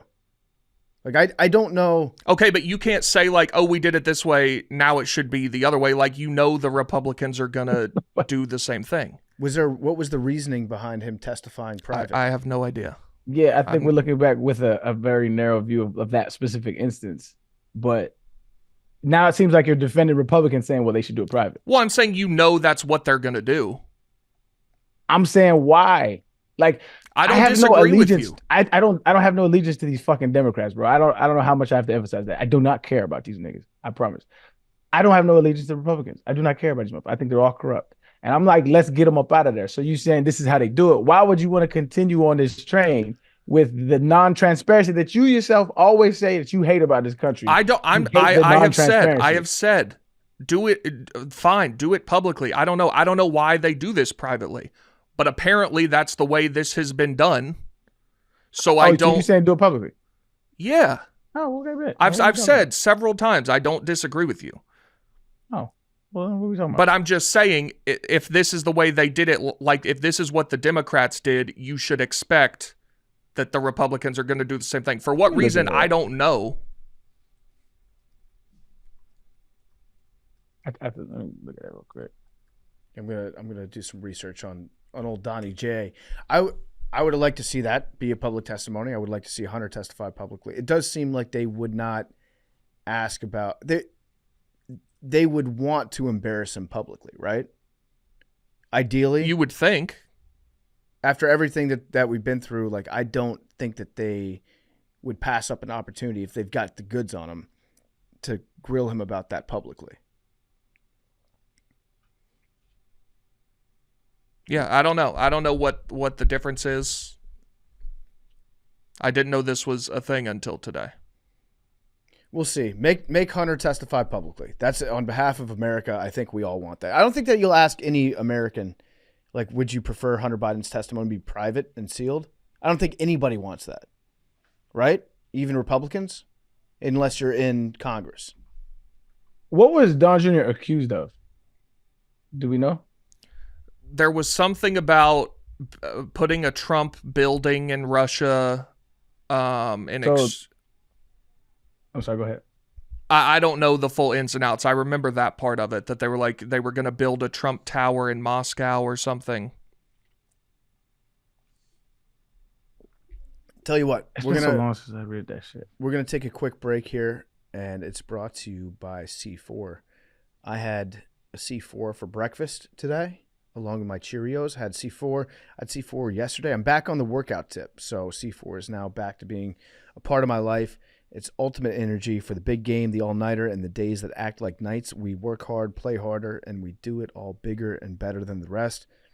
Formulated with 300 milligrams of caffeine, Ultimate Energy packs an extra punch, breaks boundaries. Just ask Lil Yachty, who uses C4 Ultimate Energy to help fuel him up on his tour this fall. With zero sugar, no artificial flavors, C4 Ultimate provides supercharged energy and delicious flavors like orange cream, fruit punch, Freedom Ice, Arctic Snow Cone, Frozen Bombsicle. That's what I had for breakfast this morning before I hopped on the bike. C4 Ultimate Energy gets supercharged at c4energy.com or find it near you at findc4.com. C4 Ultimate Energy, find it near you at findc4.com. All right, let's talk NCAA. Before we do an addendum, I want to say Big T, he was correct. Now that I read a little bit more while BFT was grabbing his 1930 computer cord. Yeah, it is an equivalent situation. Well, I don't think they went as hard on Don, but like it's equivalent as far as like presidential crimes and associating kids. It is equivalent. You're correct. Thank you. Air that motherfucker out though. Both of them niggas. Agreed. Yeah, I'm not opposed to that. Yeah. Agreed. Yeah, the NCAA, the roots of the NCAA. This was very interesting to find out how far it goes back and exactly what situation college sports found itself in. But it goes back to 1905. We've always heard like Teddy Roosevelt say football, right? He did. I didn't realize just how violent football was in the year 1905. This is crazy. So at the end of that season, Teddy Roosevelt had the head of a bunch of colleges meet at the White House to talk about how to fix football because it was getting too dangerous. So there were two guys that died on the last day of the season. Two guys in college football that died. And that year in college football, 19 people died. 19 kids died playing college football that year. There was no such thing as targeting, obviously. That's a few. That's a lot. There were probably fewer than 19 teams. Yeah. It's like if you play college football, one of your guys is going to die. Somebody on your team is probably going to die. Next man up. Big time next man up. This is back when men were men. Get carried off on your shield. So there were 137 severely injured people, 19 dead. And that year was more than double that of the yearly average for the last 5. So in the 5-year time span before this season, there were 45 people that died, which still sounds crazy. Like we're looking at almost 10 kids a year were dying playing college football, and we just kept going, and then 19 kids died, and they're like, we got to do something now. To be fair, was it Demi Lovato or Selena Gomez that said during COVID, like, yeah, some people are going to die, but, like, it'll eventually be fine.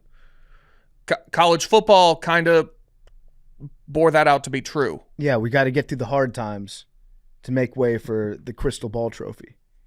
The greatest trophy in the history of sports, by the way. I think I've said it before, but the fact that it still exists. It's for who finishes number 1 in the AP poll. So the team who wins the national championship still does get one. We just don't see it. I love the presentation, though, where you pick up the crystal ball and hold it. It's the best. Yeah. Can you imagine that, though? Aaron, are you talking about the aesthetics of the actual trophy or the prestige of the award? The actual physical trophy. Oh, okay, got you. The new one sucks. I haven't. What is the new one? Google college football playoff trophy. It's horrible. It's like a golden. It's design. too modern and like trying to look cool. It's awful. Yeah, the Crystal Trophy was without a doubt the best. I would say the Stanley Cup is better, but just barely. I don't know that I agree. Oh, this is the logo now. I thought that was just the logo. I didn't know they changed that's the trophy too. I think they just try to make it look more sleek, I guess. Yeah. But that lifting that crystal football off the base of the trophy, that's perfect. If you were to rank trophies in sports, I put Stanley Cup number 1, Crystal Ball. Stanley Cup's the best trophy. No, it's the Super Bowl, man. I've got that dead last. No, what? No, baseball's last. Oh, hell no. Baseball trophy sucks. You could make an argument baseball's 1. That's the dumbest thing you've ever said. No. The Lombardi trophy sucks. I disagree. It's a football on a little stand. Yeah. That's what you liked about the college football. No. The crystal was something unique, and it was like separate from the base of the trophy so you could pick it up, and it was awesome. Way better. The Lombardi trophy sucks. The Larry O'Brien trophy is not much better. Baseball is good. Stanley Cup is good. Stanley Cup is the one with it looks like a fucking, I don't know, like a King Triton's home or some shit. That shit. Yeah, but you get to like lift it over your head and then you get to drink out of it. I think Stanley Cup is the reason why you like it is because you get to put shit in it and drink. I think it's just like historically a great trophy. I don't like the new trophies that try too hard, like Big T's saying with the new college football playoff one, the ones that try to be like futuristic. I like old school, simple trophies. I like the Lombardi. It's a football on a stand. You don't need to update it. It's beautiful. You would like the Lombardi trophy if you could pick the football off the top of it. No, I wouldn't. It's a big ass nothing burger. Just nothing. And the baseball trophy with all the 30 flags around, you think that's bad? I don't like it. It's too pointy and weird. No, I don't like that it's one. good. Yeah, no, it doesn't feel like a trophy. It feels like some kind of decoration. Well, according to the commissioner of baseball, it is just a piece of metal. But nah, that's iconic. The Lombardi Trophy, iconic. It's iconic just because we love the NFL. It doesn't look good. How do we feel about the World Cup trophy? Look good. I don't agree with that. I think the World Cup trophy is too small. It is tiny. It's a little guy. It's like real ass gold though. Yeah. It's probably dense as fuck. It's too small. I don't know what I'd like to see. Y'all remember the WNBA trophy before they changed it? No. I gotta tell you, it got roasted because it was so tiny, and everybody's like, "Yo, get them a bigger trophy." Like it got roasted all across the internet. If you gave me a lineup of trophies and the WNBA was in there, and it wasn't other real ones, it was just like which one of these WNBA trophies is a real one, I couldn't tell you. Maybe we talked about it before, but and I know a little bit of women's ball. I'm a little bit women's basketball knower. Mm-hmm. I'm not, and the reason why is because I don't watch the sport, and the reason why I don't watch the sport, and it's the only women's sport, and this is a hot take. I'm gonna get the misogynist call. Let's go. Do it. It's been. Listen, my mom hates me for this take, and my sister hates me for this take, but it is what it is. I think women's basketball suffers because of the women basketball players' ego. I don't know if it's the women's basketball players' ego or the whole of the WNBA's ego. They already play with a smaller ball, correct? That is correct. All right, we've conceded that the balls are smaller, right? So you shoot out on a smaller ball with the same size rim as the men's, okay? We know that there's a physical difference between men and women, right? There just is. It is what it is. Thank you for saying that. Let's lower the rims so that they could jam on each other. I watch basketball because, I like to see skillful plays and nice passes and stuff, and I feel like that's the accoutrement, but the stake in the wild because they play above the rim. Like, I want to see somebody go drive down a lane and yam on somebody. And, like, if you're a basketball purist, maybe that's not your intention. But I would say the majority of fans like to see that because you don't see people love to go see Serena Williams play. People love to go see, women's track and the Olympics and the field Olympics. All that stuff fares pretty well against men's sports. But when it comes to WNBA basketball, nobody really likes to see it. And I think it's because the field of play doesn't really match the athletic ability. And I know it's a hot take. I know it. I get it. But I just feel like just lower the rim. The ball's already smaller. I don't think there's anything wrong with that take. I think like you can just look at the size of women compared to the size of men and be like, well, they have a lot further to go if they want to be able to dunk on people. It's always a big event if a woman's able to dunk because just the way that they're built physically is different and it's harder to do. It's very impressive when a woman is able to dunk. But I think Arian's right that the game would be exciting if you could have them dunk on each other, and the block shots would be better too. Like people get swatted at the rim. There's nothing worse than watching an ESPN highlight of a bunch of bounce passes and one of the worst shits is like fancy layups. Like when you on a fast break and you put it around your back and lay it up, it's just not what it is, man. You know what I'm saying? Like it's just not what it is. Lower the rims so we can see y'all dunk. I want to see y'all dunk. But let's just acknowledge the fact that y'all can't really dunk like that right now. Let me push back on it a little bit because I think the reason why it's been resistant to change is because right now women can go out there and practice at the same facilities that men are able to practice at. If you lowered the rim to 9 feet or whatever the case may be, it would be much harder for women to be able to find a place to practice basketball on their own sized hoops.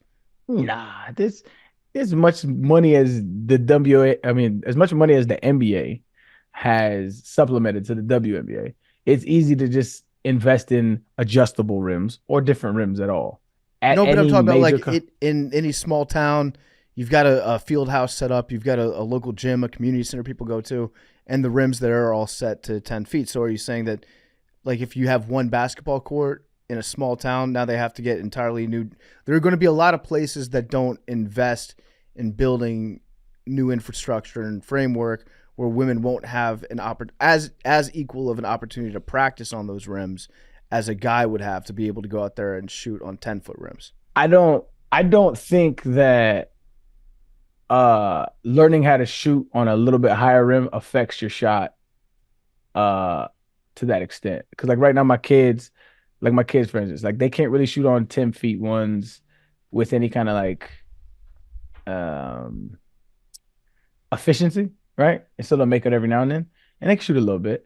But like when it goes down to the rims that they play with, like at the YMCA, whatever the case may be, like the rims are lower and they lights out on the rims. And I think it's just, I think that, and then that sounds horrible. I'm comparing WNBA basketball players to women, but in this instance, I'm just equating the shot. I don't think it affects the shot that much.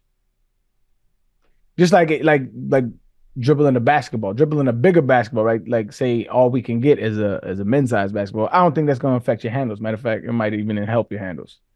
So right. I just don't think the equipment should be the same.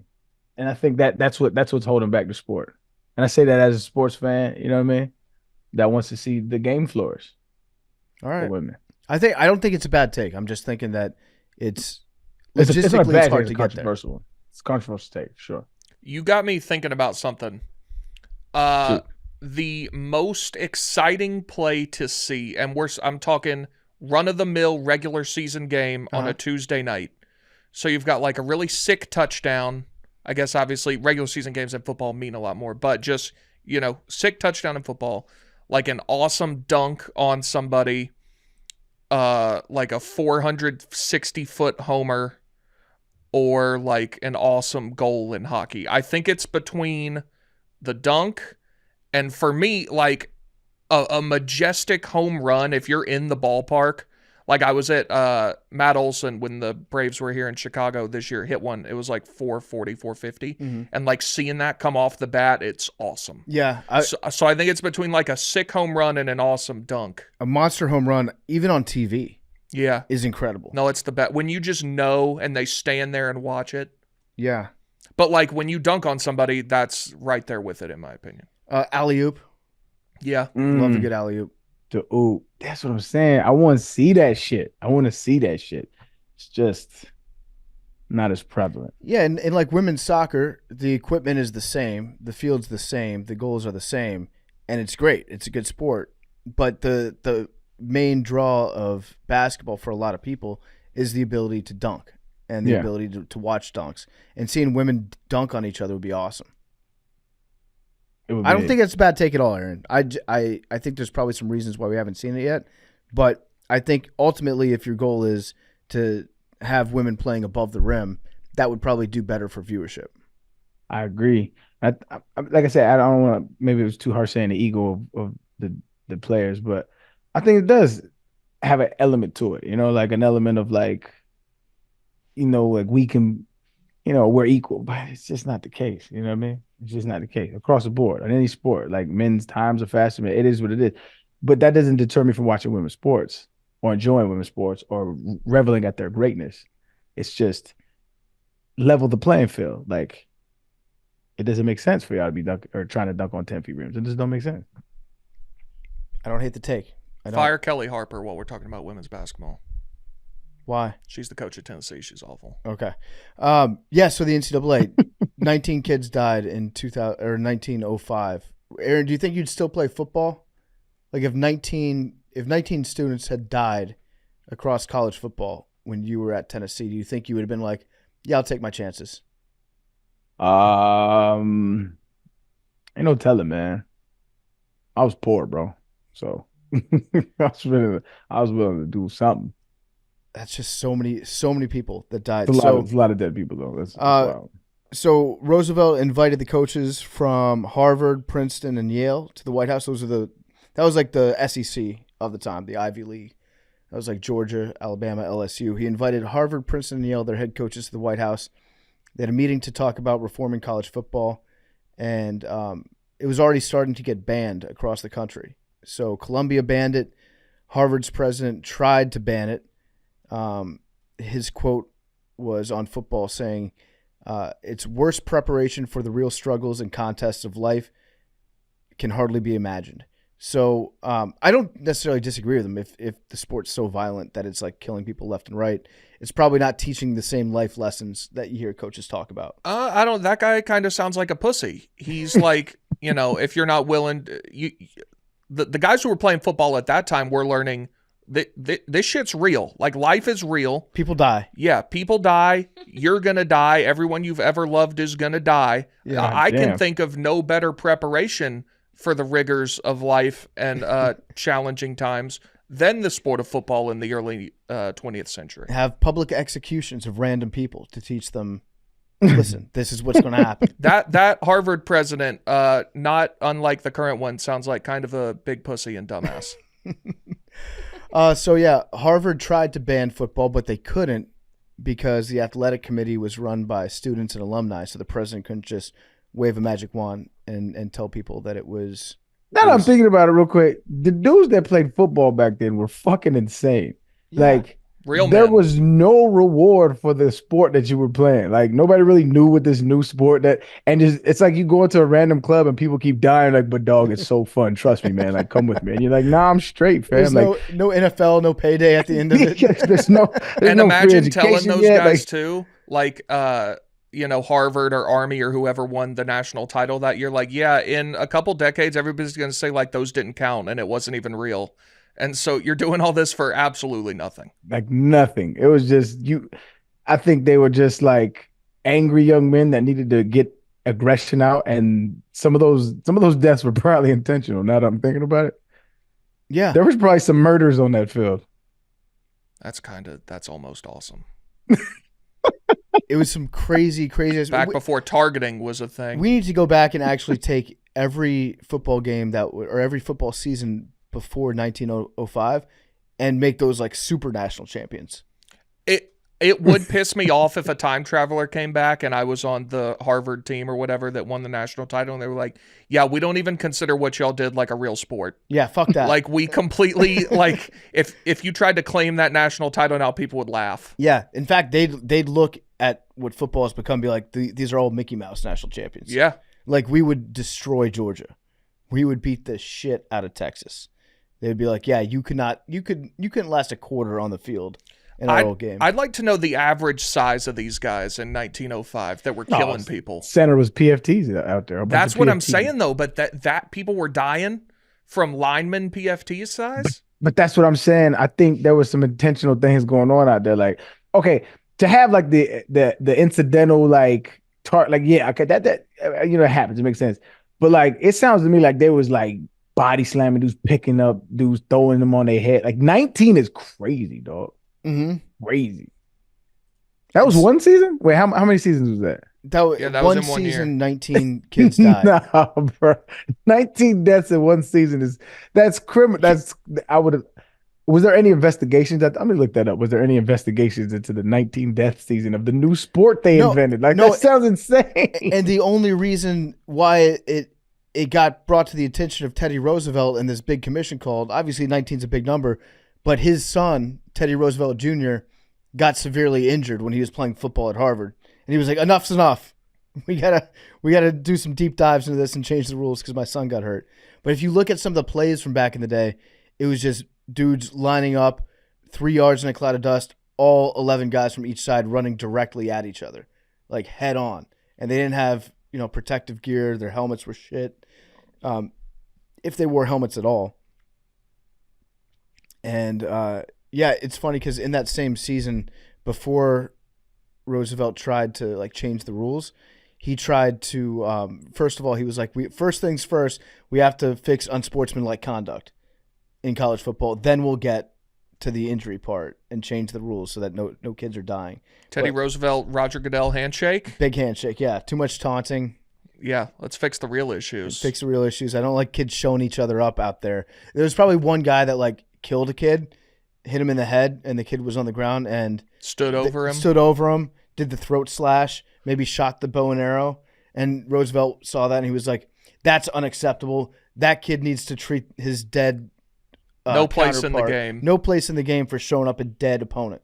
And also his socks are too high. Yeah. How many mouth guards is this guy wearing? Disgusting. I know.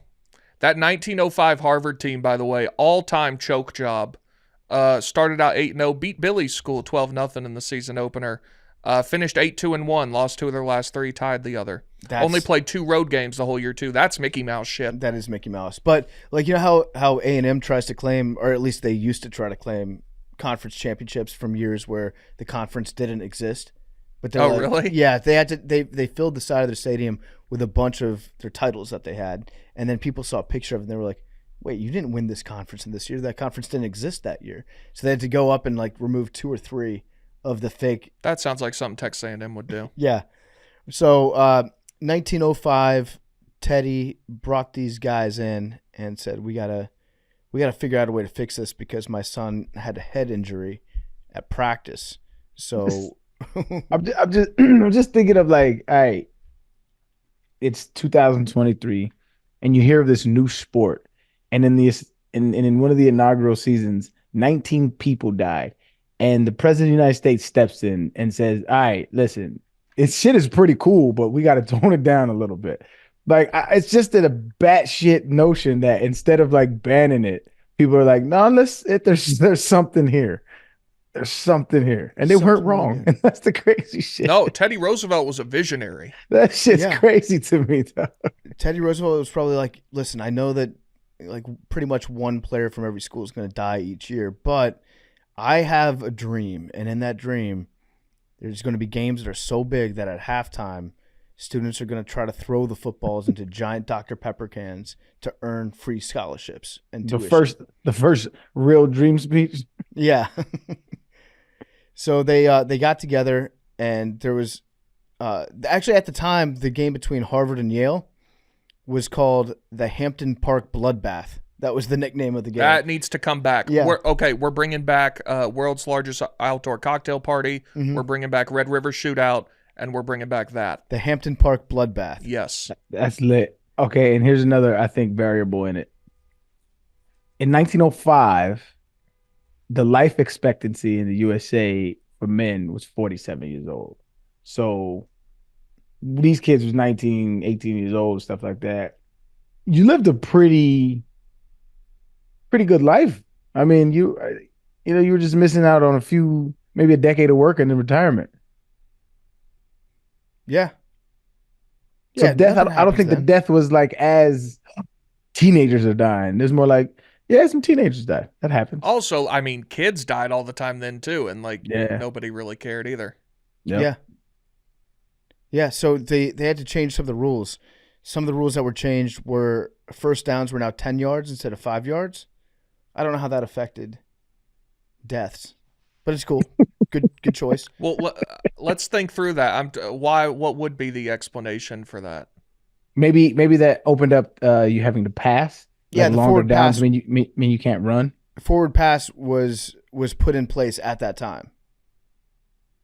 So before then, all these injuries were happening when there was no such thing as a forward pass.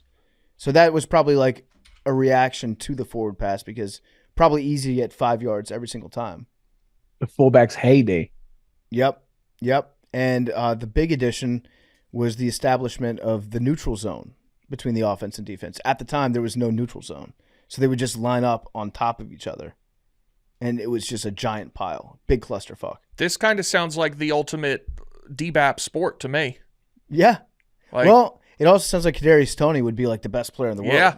You get Yeah. no neutral zone, catching backwards passes. Yeah, Kadarius Toney would have dominated 1905. Probably faster than most of those guys too. He's a throwback. If I were to guess. He's a real throwback kind of guy, real ham and eggs. Old school football player, Kadarius Toney. Actually, out of everybody that's playing professional sports right now, it would surprise me the least to find out that Kadarius Toney was a time traveler. Why is that? He doesn't seem like he exists in this era. He's so Yeah. weird. Can't play with these guys. Draymond, also maybe a time traveler. So yeah, they changed the rules and established the forward pass to try to soften it up a little bit, and that was done by the precursor to the NCAA. It was called the Intercollegiate Athletic Association of the United States, and that would later end up becoming the NCAA. And they got focused on reforming rules in sports like baseball, track, basketball. I want to know what the rules in basketball were at the time, and baseball. Probably Draymond would have thrived. He Yeah. wants to bring back these rules from football for basketball now. Yes, you should be able to kill somebody on the court. I'm okay with that. I do like hearing what the old rules used to be. Like when we did the episode on North Korea and Their find out basketball their rocks. basketball rules, great rules. I want to know how basketball and baseball were different back then. So the NCAA was the rules-making arm and the discussion body, and in 1921, the national championship that the NCAA presented was held at the University of Chicago in track and field. That was the first NCAA championship. And now they have 90 championships across 24 sports and a 3-division hierarchy. And then after World War II, the NCAA decided to look into economic regulation as well as athletic scholarships and the sale of broadcast rights. So with the TV boom after World War II, they thought to themselves, we can make a whole shitload of money off selling the broadcast rights to these football games. And that's going to be a moneymaker. So if colleges are going to be able to make money off their games, we should be the ones that control all that, and we should be the ones that make the money. And then we'll figure out a distribution deal with all the schools. So in 1950, the University of Pennsylvania, facing outstanding mortgages on 2 of its venues, sold the TV rights for its college football home games to ABC for $150,000, and the school's athletic director figured that the number could double the next year. And Notre Dame did a deal like that too. So the first college football game ever played was on TV was 1938. Do you know how many people watched? I know the answer, so I won't say it. Arian, do you know? I don't know. Guess. Just guess what the first football game did in terms of revenue, in terms of ratings. Wait, which am I getting? I'm guessing both revenue and ratings. Guess Okay. ratings. Ratings? I would guess 10,000 people watched. 6. I was close. 6 people. Oh, damn. Yeah. Yeah. Literally 6. 6 people watched. It was probably the people that were putting on the broadcast. Damn. Did they have no advertising? They didn't say. I can't imagine. Like, that would have to be some highly personalized advertising. I mean, nobody had. No, he's saying like that the game would be on. What do you mean? Like advertise to people like, hey, this Saturday we're showing a college football game. Oh yeah, probably not. But like nobody had a TV then. Yeah, so nobody really had TVs until the late 1940s. Even that seems. What I'm saying is like, early. it's just bad business. Like you go to the people that do have TVs, like businesses, bars, something, movie theaters that's showing stuff, and be like, hey, listen, we have this new game. Not as many people are dying anymore. It's really fun. Kids love it. I'm pretty sure you'd be interested. Yeah, it's bad business. That also tells me that there weren't that many people gambling at the time on football. All horse racing. It was horse racing, baseball, that sort of thing, boxing. Nobody was gambling on college football. Man, they were missing out. I could not have lived before 1980. What do you think you would do if you were alive in the 70s? 70s, I could have gotten by. 60s and before, I couldn't have. I think you'd be a big baseball fan. I am a big baseball fan. Yeah, that's what you'd Bigger. do. You'd put on your nice hat and your suit. Yeah, dress up, go to the ball game. Yeah, exactly. I think for a nickel. I think Big Two would be like, hey, we need to get those Negro League players over here. That's where the good ball's getting played. I think you'd be one of them. I would have been a Hank Aaron proponent for sure. Pretty crazy still to think that when Hank Aaron hit that home run, 2 guys just ran down onto the field and patted him on the back. So the NCAA were not happy with the TV deals that the schools were putting up.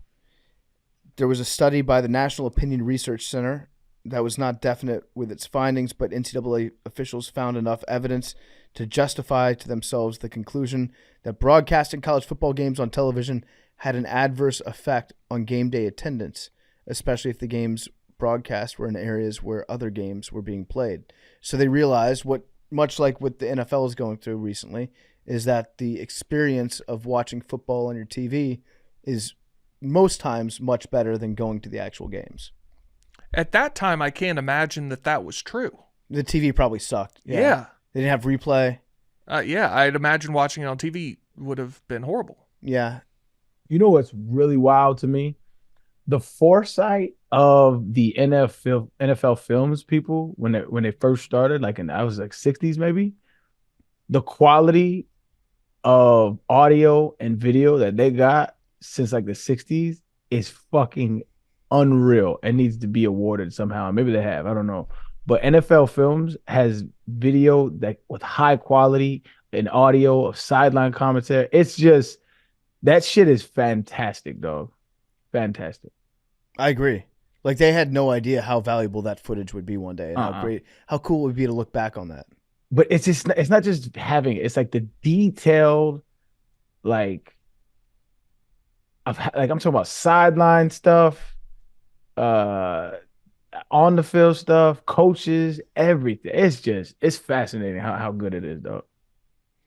So when the schools were broadcasting their own games, and that was negatively affecting turnout, the NCAA tried to make it a thing where it's like no schools are allowed to work out their own TV rights deals.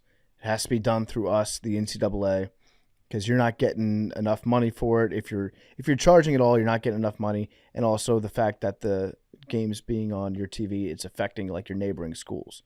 So The NCAA tried to put in a rule saying that you're not allowed to negotiate on your own. Penn tried to challenge the NCAA on that and said, fuck you, we're going to continue to broadcast these games. You can't tell us what to do. And then the NCAA organized a boycott against Penn because they were a member that was in bad standing at the time. So Penn was openly defiant of the NCAA, and the NCAA got opposing schools to agree to take Penn off their schedule for that upcoming season, just to drive home like, hey, we're bullies. You have to do what we say.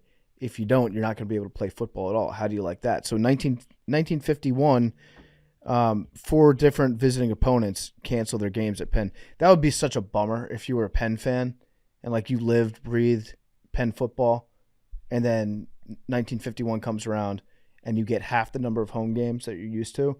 That probably ruined your fall. Ticket office was in hell that year. Yeah, getting calls, getting refunds. Yeah. What do you think the refund policy was? Do you think they gave refunds, or it's like, hey, like we're ready to play. Our guys were here. Yeah, I don't know. Act of God. So in 1952, the NCAA negotiated a association-wide television contract. It was real quick, I think it's important to note what was growing alongside this, as well as the business side that the NCAA started like branding themselves as, as well as like this notion of amateurism that started to develop alongside it. So like even as like I think it was like even 1939, right? I think it was the University of Pittsburgh students.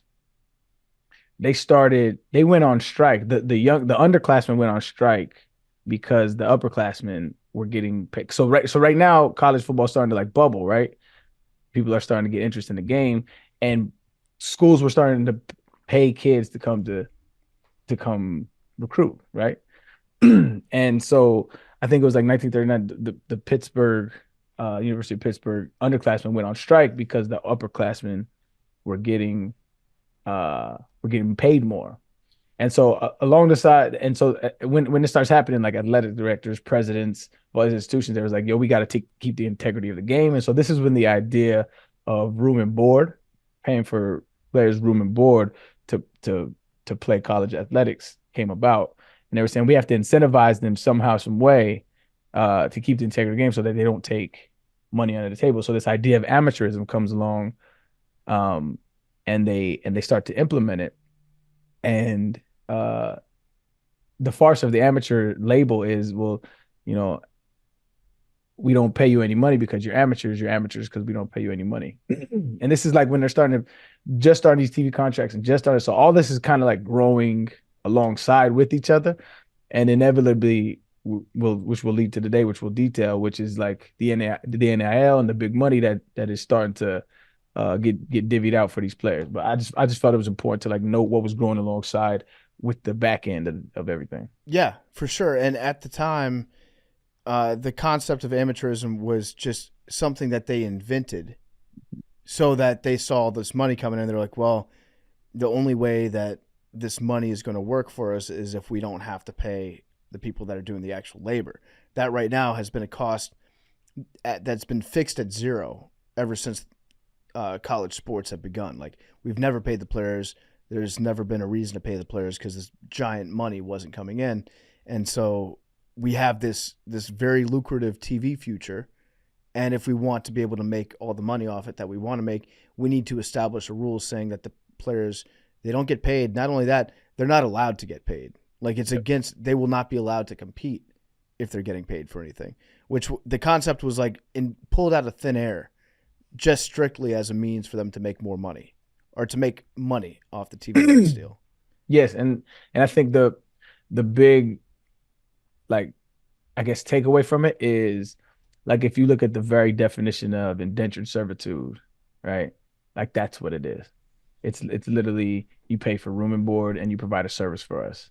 And so, like, when you call amateur athletes indentured servants, you kind of like are taken back by it. Like, what do you, like, that's exploitation. Like, what do you mean? And then when you look at the definition and then look at actually the requirements of NCAA athletes, especially early on before NIL, that's exactly what it was.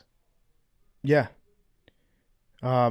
In the first couple years of the NCAA running shit, they've got a few scandals that happened. If you look back at like the history of college basketball was a dirty game in the 50s, like really dirty game. Did you know that? So at the time, it wasn't the NCAA tournament; it was the NIT. That was the main tournament that you had, which NIT Stu will be quick to remind you of. But it was a national invitational, and Kentucky had been found to have 3 players that are getting bribed to shave points during the NIT. And so they got caught.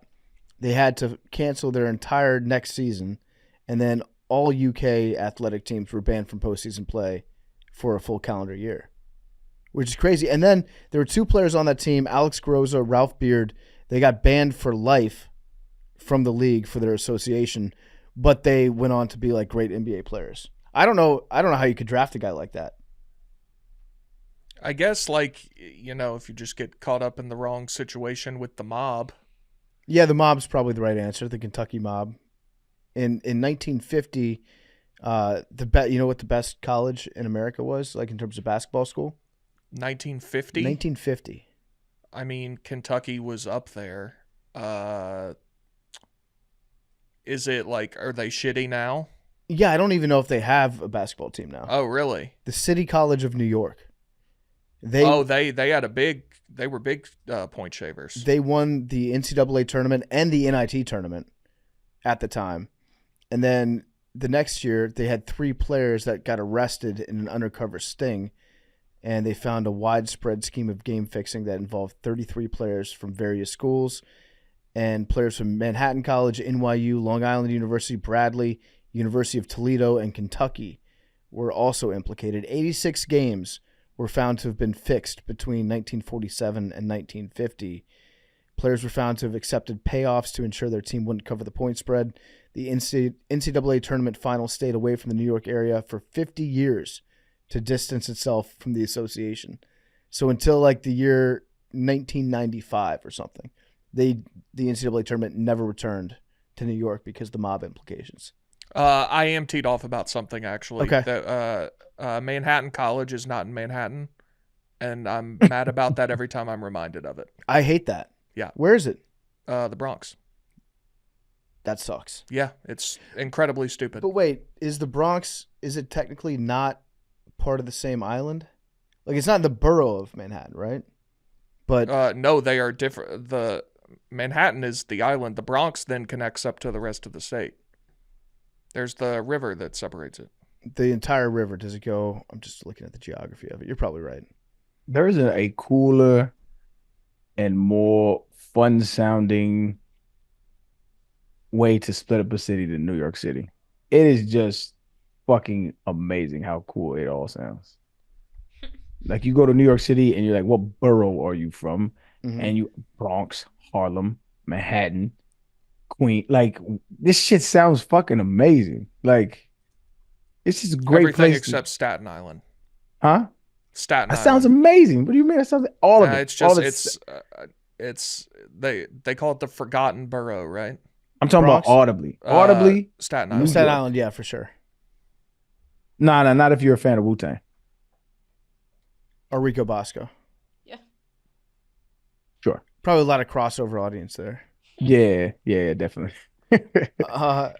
It's called the Bronx. I didn't know this because it was called Annexed District of the Bronx.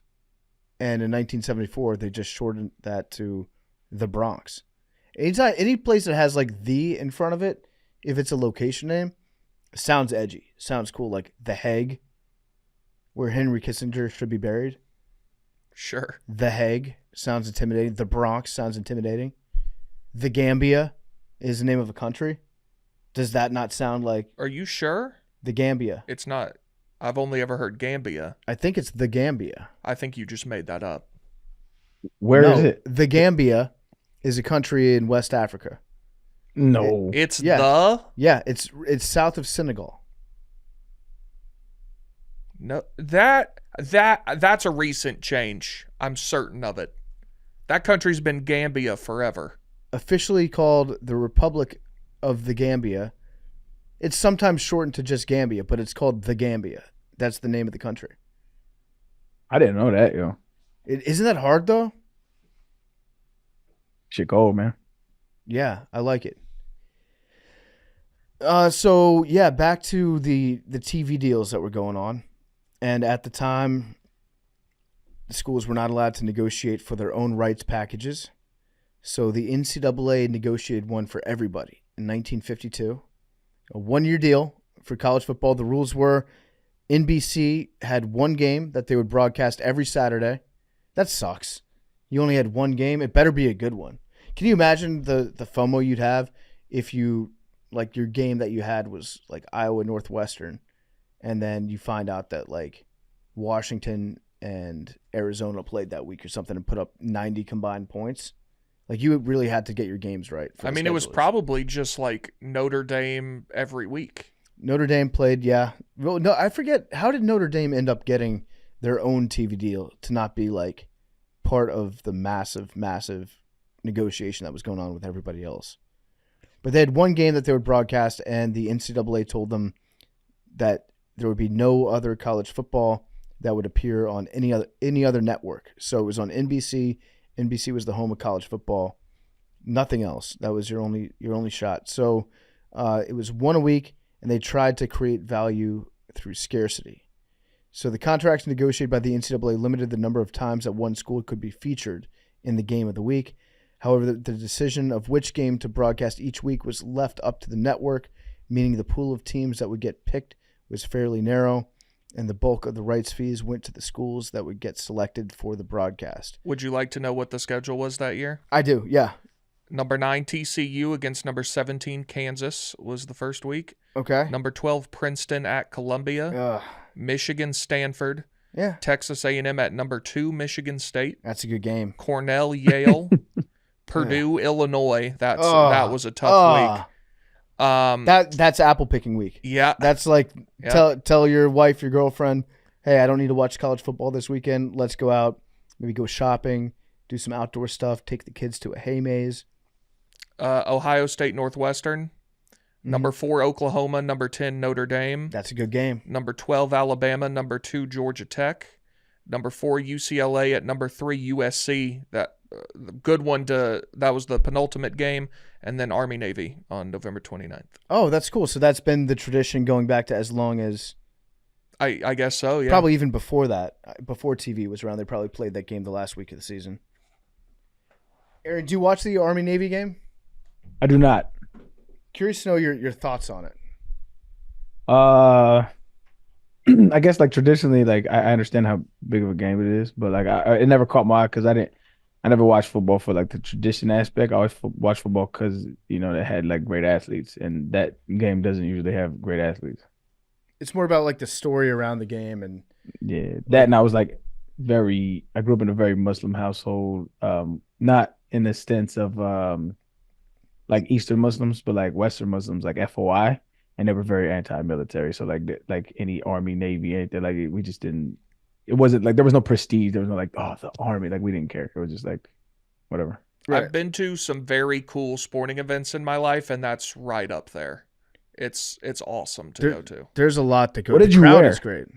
So I wanted to wear. I have every year around this time in the New York office, they would have all the merch that we've just had sitting around in the office forever, and they just put it in a big pile, and people go take whatever they want. And 2 years ago when I went to the game, I took this. It was a USA hockey onesie. Like it was the 1980 U.S. hockey uniform, but it was like a full pajama onesie. And I was like, would it be disrespectful to wear this to Army Navy? And I didn't think so, but I settled on let's just not wear it, and I just wore like normal. I think I wore like a USA hat. And like that was it. You're just rooting for both teams. You're showing up with a USA jersey that game. That's like Rob Lowe. Well, do you want to know what the kick in the dick was? I was like, yeah, bet the over, root for both teams, America. The game was in New Jersey. Army is obviously in West Point, New York. In New York, you can't bet on any college game involving a team from the state of New York. So I couldn't bet on it in New York. And in New Jersey, you can't bet on any game involving a team in New Jersey or a game taking place in New Jersey. Yeah. So I couldn't bet on it once I got to New Jersey either. So I just enjoyed it for the vibes. You were screwed. Yeah, it was incredible though. Like seriously, one of my favorite college football games I've ever been to, and I've been to like some games that I care about that were awesome. The crowd is very rowdy. They get It's into really it. cool. It's a cool environment, and it's funny because like it's the Army and the Navy, and ideally you'd like those two branches to be able to work together, but they hate each other. They hate each other in terms of their football programs. I love just the whole thing about it. And the flyover before is unbelievable. The flyover was great this year. That was my Super Bowl, was to correctly identify the flyover. Congrats to you. Fucking nailed it. Yep. Nailed it. F-18 Super Hornet, not just the Hornet. That was a Super Hornet. You could tell by the intake on the plane. That was rounded off a little bit. Super Hornet.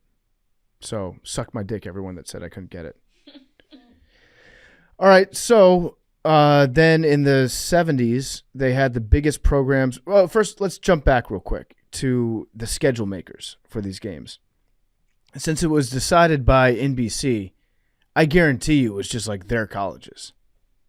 So you were at the whim of whatever school the programming director at NBC went to. They were like, yeah, you know what? I really think we should get Illinois, Purdue. That's a big rivalry. Other than Illinois, Purdue, this seems like a pretty good schedule for the most part. To this day, there were some good weeks on there. A lot of good ranked matchups in there. There were some good matchups, but it was also, you know, that the people that were there were like, I want to see somebody from Illinois and or Purdue. They were on that council. 1952 seems a bit late for Cornell, Yale as well. Yeah. Yeah, it does. They were trying to make that into a thing. Yeah. Like big rivalry. Ithaca against West Haven. Is that where? New Haven. Ithaca, West Haven. Huge rivalry. These two teams don't like it. It's like Baltimore and Pittsburgh. Throw the records out. In the 70s, you had the 62 biggest programs get together, and they made the College Football Association, which did not include the Big Ten and the Pac-10, but it had some of the other heavy hitters that wanted to make more national attention on football, and they gave most of their revenue to their most popular programs. So in 1981, the College Football Association offered a 4-year, $180 million deal to pull its member schools games from the television package that the NCAA had with ABC and put them on NBC instead. The NCAA threatened to expel any CFA member who went for the deal. It fizzled out. The CFA was concerned with football, and the NCAA could still dangle involvement with March Madness over the heads of any institution that wanted to step out of line. And they went through the court system, and the Supreme Court got involved. They upheld lower court rulings siding with the universities of Oklahoma and Georgia. They were two members of the CFA after they argued that the NCAA's centralized control of broadcast rights of individual institutions was a violation of the Sherman Antitrust Act. So they ruled against the NCAA, and then the two camps of the CFA and the Big Ten and Pac-10 eventually served as a duopoly, but they were kind of like a monopoly to the NCAA cartel. More games were being broadcast. The CFA collapsed in the 90s after Penn State, Notre Dame, and the SEC struck out on their own. That Supreme Court ruling still, is kind of the reason that there's all this realignment and stuff. And I mean, that's one of the most important moments in the history of college football. It is. The lawyer that represented Oklahoma and Georgia, he has been quoted as saying, I think I screwed up college football across the board because I think this case did it. And so, yeah, it's kind of like the test case for why there's been so many legal challenges and nothing really seems to work as we'd like it to work in college football. Basically, the way college football works is it's a series of monopolies that have each successively taken over from each other. And then sometimes there will be a power grab from some of the institutions, and then a new centralized body will come in, win whatever court battle is next, and now they're the monopoly. And then there will be another challenger that comes in later. So, yeah, the SEC, Notre Dame struck out on their own, and Penn State, too. Penn State football didn't want a whole lot of oversight, I guess. Did they have their own TV deals for a while? Penn State did, yeah. I didn't know that. Yeah, for a while. So that's kind of the rundown that's brought us up to today in terms of how college football is being sliced up, divvied up. And, yeah, the concept of amateurism has been the one thing that has been very hard to challenge. But do you know why NIL happened when it did happen?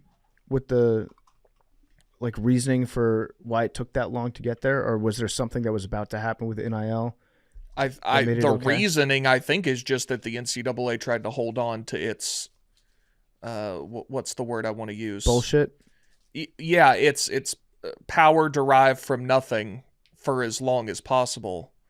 And that was the beginning of the NCAA will not exist in 20 years. I feel very confident in that. So my impression was that NIL happened. Yeah, kind of like along with what you're saying, that the NCAA finally had to recognize the fact that they didn't really have the goods. They didn't have a good hand. And they were just kind of like running out the clock, delay. And then they realized that the courts were going to strike down the entire concept of amateurism as it stands. And NIL is still a delay until they have to give the players TV revenue. Yeah. That's yes. It's a stopgap. It's a stopgap. And allow them to unionize and all of that. Yeah, you remember Northwestern tried to unionize like 10 years ago. Yeah. Yep. And the players won that lawsuit, I believe. I don't remember. I don't think they did, actually. I thought they did. I could be wrong. Let me look it up. I could be wrong. I thought they didn't, though. Maybe I'm wrong because obviously like that never happened. There was also the case of the O'Bannons. Remember Ed O'Bannon? Oh, yeah. So he's the reason we lost the NCAA football video games. Shout out to him. It's coming back though. So yeah, he was like the first person that I can remember being like openly hostile to the NCAA. Yep. Right? So he played at UCLA. He was a great player. Really, really good college player. First round pick, taken 9th overall. And he won the NCAA championship, right? He was on that team in 95. Yeah, the team in 95 that won. So he was the lead plaintiff in O'Bannon versus the NCAA. It was antitrust, and it was filed over the organization's use for commercial purposes of the image of its student athletes, its former student athletes. The suit argued that upon graduation, a former student athlete should be entitled to financial compensation for future commercial use of his or her image by the NCAA. In this case, it's like O'Bannon graduates. He doesn't go to UCLA anymore. UCLA wants to put up a poster of him in like a Pizza Hut ad. And at the time, Ed O'Bannon didn't receive any money whatsoever from the Pizza Hut advertisement using his face on it. So he was saying, after I graduate, I'm not an amateur anymore. You can't use my face. And then Oscar Robertson joined the class action lawsuit in 2011. That's a pretty good name to get attached to it. Mm-hmm. In 2014, they ruled that the NCAA's long-held practice of barring payments to athletes violated antitrust laws. In 2015, O'Bannon appeared in a fake commercial on Last Week Tonight with John Oliver that criticized the NCAA's payment practices regarding student athletes. With March Madness approaching, the commercial featured a fake video game named March Sadness that mocked the experiences of college basketball players in relation to the NCAA. This game is every bit as fucked up as the real thing, stated O'Bannon. In 2018, he published a book about his fight, and he supported the Fair Pay to Play Act, which was a California law that allows college athletes to receive endorsement deals. So that Fair Pay to Play Act seems like it's the precursor to NIL, being like, hey, we should own our own name, image, and likeness. Oh, here we go. The NCAA versus Alston. Real quick. The National Labor Relations Board dismissed a petition by Northwestern football players who were seeking to unionize, effectively denying their claim that they are university employees and should be allowed allowed to collectively bargain. It was a unanimous decision, and they basically said they cited the competitive balance and potential impact of the NCAA rules. They said they didn't feel like any jurisdiction in the case involving college football players or athletes of any kind. It was like 7 pages, but so I guess it's the National Board, Labor Relations Board. I wonder what happens if they do that today. I don't know. I can't imagine. Like it's surprising me that the NLRB turned that down. It's not. I think there's money. There's just so much money behind it, right? And so you have like a lot of implications. Like other sports will be affected, right? So if you start to break down the revenue share, then like other sports and schools that are funded by majority basketball and football schools, those will have to take a pay cut. Scholarships will get revoked. Shit like that. It will have a huge impact across the broad landscape of collegiate sports. And I think that they took that into consideration when you start to say, okay, let's unionize. But it's always like that. Big business will always try to stop unions from forming because unions are just fair practice lobbies. They just say, hey, pay us fairly for our wages. And big business will always say, nah, we want these profits, doggy. Yeah. And so as it pertains to the video game, the big profits that were being made were actually naturally occurring because players that had graduated would be featured in the NCAA games, meaning that was going against the O'Bannon lawsuit. So if you would be in NCAA 14, it would be a player that was a lot like whoever their starter was last year, right?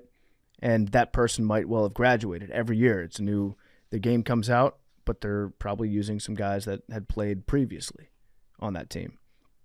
So they didn't know how to do that, so that's why the NCAA football game shut down in 2014. There were subsequent lawsuits to O'Bannon versus the NCAA. Once this ruling came in, there was that Fair Pay to Play Act that we just talked about that was passed in California in 2019. And here's where the NIL comes in. It was due for enforcement in 2023. So by 2023, legally, schools in the state of California were allowed to compensate players for their name, image, and likeness. And so because that day was coming around, the NCAA ruled that name, image, likeness is going to be fair to do across the board before we have to just start worrying about this enforcement for strictly California. There were a bunch of other lawsuits that hopped on the back of that. But yeah, shout out to Ed O'Bannon. Yeah, sucks that we don't get the college football game, or at least we haven't had it for a while. But it took a guy like that to just latch on to what he thought was right and to keep fighting for it. And now because of him, so many players right now are getting paid for people using their face. Created a pipeline for kids to make millions and millions of dollars and stood up to the NCAA. I was actually involved in that lawsuit originally. They asked me to testify. I had a bunch of shit going on. But yeah, he steamrolled and just did it against, when it wasn't popular. And that was so powerful about what he did. Like, what got people so up in arms. And so now people kind of are starting to accept. It's kind of like we had an interview with Cardale Jones where, I kind of mentioned this as well, where it's like, it's kind of cool to talk shit about the NCAA. But like when I was in school and before that, it was just taboo. It was just a very taboo topic. And players especially would just mention, I'm just grateful to have the opportunity, that type of shit without, really saying how we felt. And then in the early 2010s is when it really started busting open of the corruption and everything that the NCAA was doing. And this Ed O'Bannon is a legend for that. That'll probably never get the flowers he deserved. And changing college sports, the landscape of college sports for the better and forever. Did you get a check from that lawsuit? Because didn't everybody who had appeared in the games get a check for like $20 or something? Yeah, I think it was like 31 or something like that. Yeah, definitely got paid for that, dog. You respect to Ed O'Bannon. Big time respect for standing up on that. There's a few other NCAA scandals and of its member institutions that we can talk about briefly.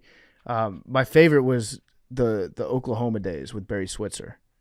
Barry Switzer, Super Bowl winning coach. He's probably how many great college coaches have gone from college football to the NFL and actually succeeded? Because I can only think Pete Carroll. But he was NFL. He was with the Patriots and went back. Sure. And then came back. But he was a well-established college head coach. Could have done that forever and then went back to the NFL and had success. Yeah, I'll allow that. So I can think of 4, including Pete Carroll. Who's Pete? Buddy with the the Cowboy coach. I'm just blanking on his name. There's Barry Switzer, who was a Cowboys coach, and then somebody else. No, it was a Cowboy coach. Yeah, coach for the other one. The Dynasty. I'm blanking on his fucking name, dog. Holy shit. Coach from Miami. What the fuck is his name? He's on Fox now. Jimmy Johnson. Jimmy Johnson. Jesus Christ. Wow. Jimmy Johnson was a good one. I have a funny Michael Irvin story to tell y'all, but I will not tell it on air. Just remind me after we're done. Holy shit. That's a good tease for us personally, not for anyone listening. That sucks for y'all, but for me, that's a good tease for about 20 minutes. Shit is hilarious, though. And Harbaugh was the other one that I was thinking of. Jim Harbaugh. Did he have NFL? Yeah, he made to Super Bowl. Well, he went NFL to college. No, he went college to NFL. He was a coach at Stanford. Stanford, and was it that's right. San Diego State? I didn't know he was at San Diego State, but yeah, I forget Stanford. I forgot about the Colts, right? He went there with the Colts. Well, he played for the Colts. Oh shit! What did he coach? He was the coach at San Diego State, and then he was a coach at Stanford, and then he went from Stanford to San Francisco. That's right. I forgot about that. Dang. But there have been so many guys that it just doesn't work for because it's a completely different job coaching NFL players as opposed to college players. That's actually crazy that he, there's talks that he might go to the NFL again, that he would go college, NFL. Has anybody ever, I don't think. Where was Pete Carroll before the Patriots? I guess that's the question. I don't know, because Saban went college, NFL, back to college, but would never, ever leave again. Right. Petrino. Ugh, the worst coach in NFL history. And a piece of shit asshole. He was pretty bad. Talking to Joey Harrington about the way that he kind of resigned from the Falcons. Oh, so you know what he did. I know he did. He left a letter. He wrote a handwritten note. Like the morning after they got their ass kicked on Monday Night Football, I think. He put a letter in the players' locker saying, "Hey, I'm leaving." Yeah. In the middle of the season. Good luck, guys. Hope it works out for you. All-time piece of shit, as has been proven. Yeah. Throughout I didn't know this. Monty Kiffin was named the head coach of North Carolina State in 1980, and he brought Pete Carroll as a defensive coordinator and secondary coach. And I didn't know that. Huh. Yeah, I actually didn't realize. I'm looking at his Wikipedia right now, how long he was an assistant in college football. He started at Pacific in 1973 and was an assistant in college all throughout to 83. You forget how old he is. Like, yeah. He old as shit, but he's just so young. I think he's the same age as Belichick, or right around there. He's got to be older, I think. Pete Carroll's 72. That's wild. Belichick is 71. I didn't realize he was that old. Yeah. But yeah, Pete Carroll looks great for 72. I was just gonna say Pete Carroll looks great. He looks like he could be 60. Bonk. Yeah. No, Are you saying Pete Carroll could get it? Yeah. Wow. What's the male version of a cougar? Puma? In some cases, a pedophile. Mountain lion? Let me look. Hold on. Is there a thing for it? I think he's just daddy. Pete Carroll might be daddy. He kind of is. You're stupid, bruh. It says a manther. Oh, man. A manther? Yeah. Pete Carroll's definitely a manther. I think he's handsome. He's very handsome. He's a good-looking dude. More handsome than Bill Belichick. Oh, well, yeah. I don't want my coach to be handsome, though. That's a hater vibe. What you mean, kid? I want a guy that just only thinks about football. Doesn't have time for skincare. Well, what was it? Cliff Kingsbury? That was terrible in the NFL. Yeah, that's true. And mid in college. But handsome. The San Francisco coach is Shanahan? handsome. Yeah. Yeah. Choked in the biggest moment of his career. Okay. Several times, actually. Kevin Stefanski's kind I of think handsome. Dan Campbell is. Dan Campbell, I also Very get that vibe handsome. too. No, Dan Campbell is big and in the middle of an epic choke job. No, Dan Campbell. I think Kevin Stefanski is very handsome. What were you going to say about Dan Campbell would just throw you around? Is that what you're going to say? No, I was going to say he would take care of you. He'd give you his jacket, bring you a hot chocolate. The standard is so low. No, but you know what I mean. Mackenzie. No, 100%. Yeah. I'm trying to think who else. Oh, Madeline, this is kind of related to something I wanted to talk to you about. Oh. I've been noticing the Taylor Swift fans are kind of extreme perverts. Every picture I see of Taylor Swift and Travis Kelce, they're like, look how big his hand is around her waist. Oh, she's finally with a real man who will describe in graphic detail the things that they hope are happening to her. And it's shocking and disturbing. And yet they were mad at Big Cat. Yeah.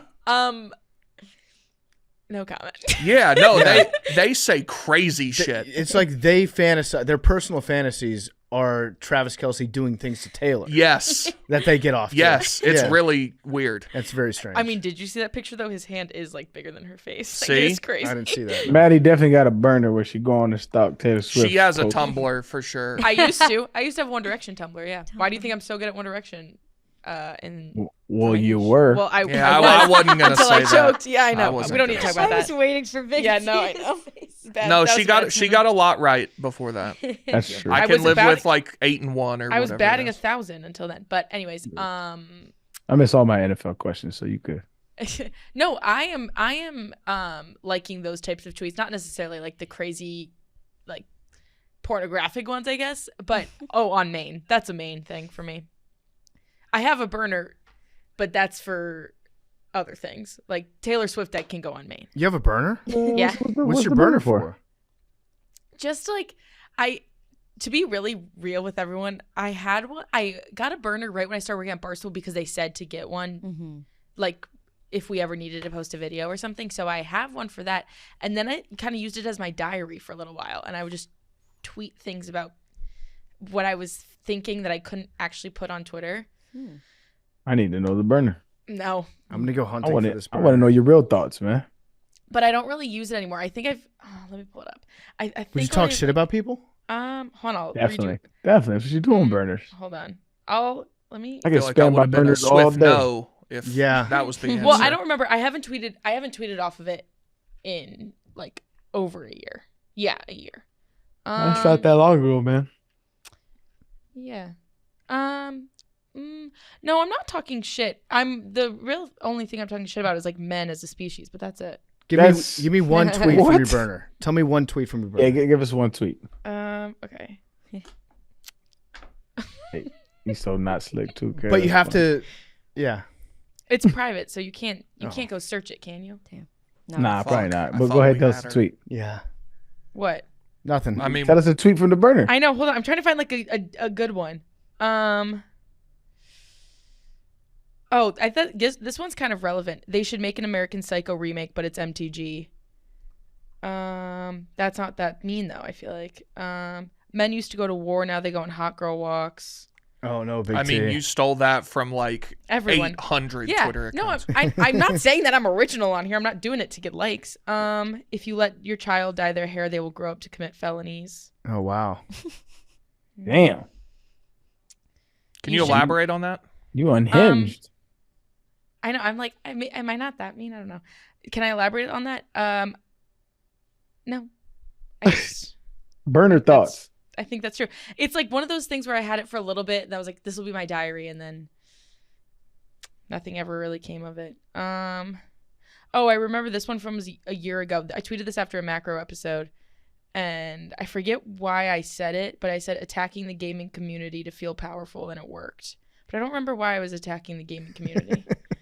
How many people follow this? 0. You're just tweeting into the void? Yeah. What? It's my diary. That's kind of nuts. That Like, is crazy. do you check your replies No, I don't. Why not just make a notes app?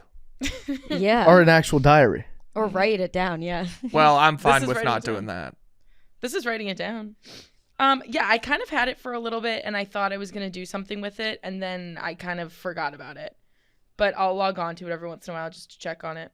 What do you mean check on it? Just to, like, see what's going on. Like, I follow, like, certain accounts. I don't know. Wait, what accounts do you follow? What was that certain accounts with the No. cackle? Like, I follow, like, other burners. Like, other burners of people I know. Dude, But they don't know it's me. that's so weird. Why is that weird? Am I wrong to say that's weird? I feel like this It's a bit unorthodox. I think it's kind of strange. It's just really random. Yeah. Yeah. But I don't There's really, no like... point. I really, when you get hired at Barstool, they tell you to get a burner. So I had a burner, and then I just never really used it for work. So then I just turned it into my diary. What's the name of your burner account? No, I'm not telling you. Damn it. Do you think you're getting... That wasn't... Well, it's private, so nobody can see it anyways. Yeah.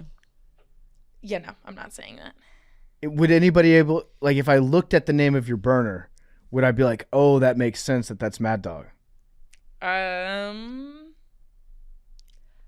No. I mean, do you follow your burner? No. That was a delay. I'm going I through don't have any. following right I now. don't have any followers. There's no followers on it. 0 followers. You don't even follow yourself. Oh, that's right. Yeah. Shit. So, yeah, I guess you just never use the timeline. You don't use anything on there. No, I have all of like my For You on my main Twitter is all of my Taylor Swift, like fangirl stuff like that. Like I don't really need to keep that in private. I don't think the Taylor Swift stuff's that crazy for me, at least. Like I'm fine going about that on main. But yeah, no, I have a burner. Don't you have a burner, PFT? I did, yeah. I don't use it anymore, but I just use it to get some takes off about football. Yeah, so it's the same thing. Yeah. I just have takes about people I see on the streets. Or sometimes be like, oh, saw an ugly outfit. Like, I'll say shit like that. Yeah, but like what? Why are you putting it on a Twitter account with no followers? I guess I'll never understand. I don't know. Just to get it out of my system. Just Sure. Needed to say it to someone. And it might as well be me. And then I can look back on it. Sometimes I'll remember it and then I'll log in and I'm like, it's so true. Like, I'll remember why I said something. Why do you follow a Georgia State assistant basketball coach? Oh, I grew up with him. Oh. Sean? Yeah, that's correct. Yeah, I grew up with him. His dad is like the USA basketball coach for the 18U team. I grew up with him. Great family. Back to some of the NCAA stuff. Sorry. No, that's fascinating. Detour. I like the glimpse into your mind. The Oklahoma Sooners team under Barry Switzer, these guys were fucking nuts. I want to see a 30 for 30 on these teams. Their quarterback, Charles Thompson, got arrested for selling 17 grams of coke to an undercover FBI agent. Brian Bosworth was on that team where players would fire Uzis from their windows and they would throw cats from the 4th floor to see if they would land on their feet. That's kind of wild to do in college. What do you think they would? The cat. I imagine the cat always do. I imagine the cat would die from 4 stories up, right? I would guess so. That's probably a dead cat. So they probably just killed a bunch of cats. There was the U back in the day when they had money flowing through. They would also forge applications for Pell Grant money, and they got $220,000 in funds. Some of the athletes did, and the university would help them forge the Pell Grant applications. They got a 1-year ban on postseason play. There was a Reggie Bush issue where Reggie got $300,000 in benefits from his agent when he played for the school. And then, Arian brings this up a little bit with Cardale, but Reggie Bush voluntarily returned his Heisman Trophy.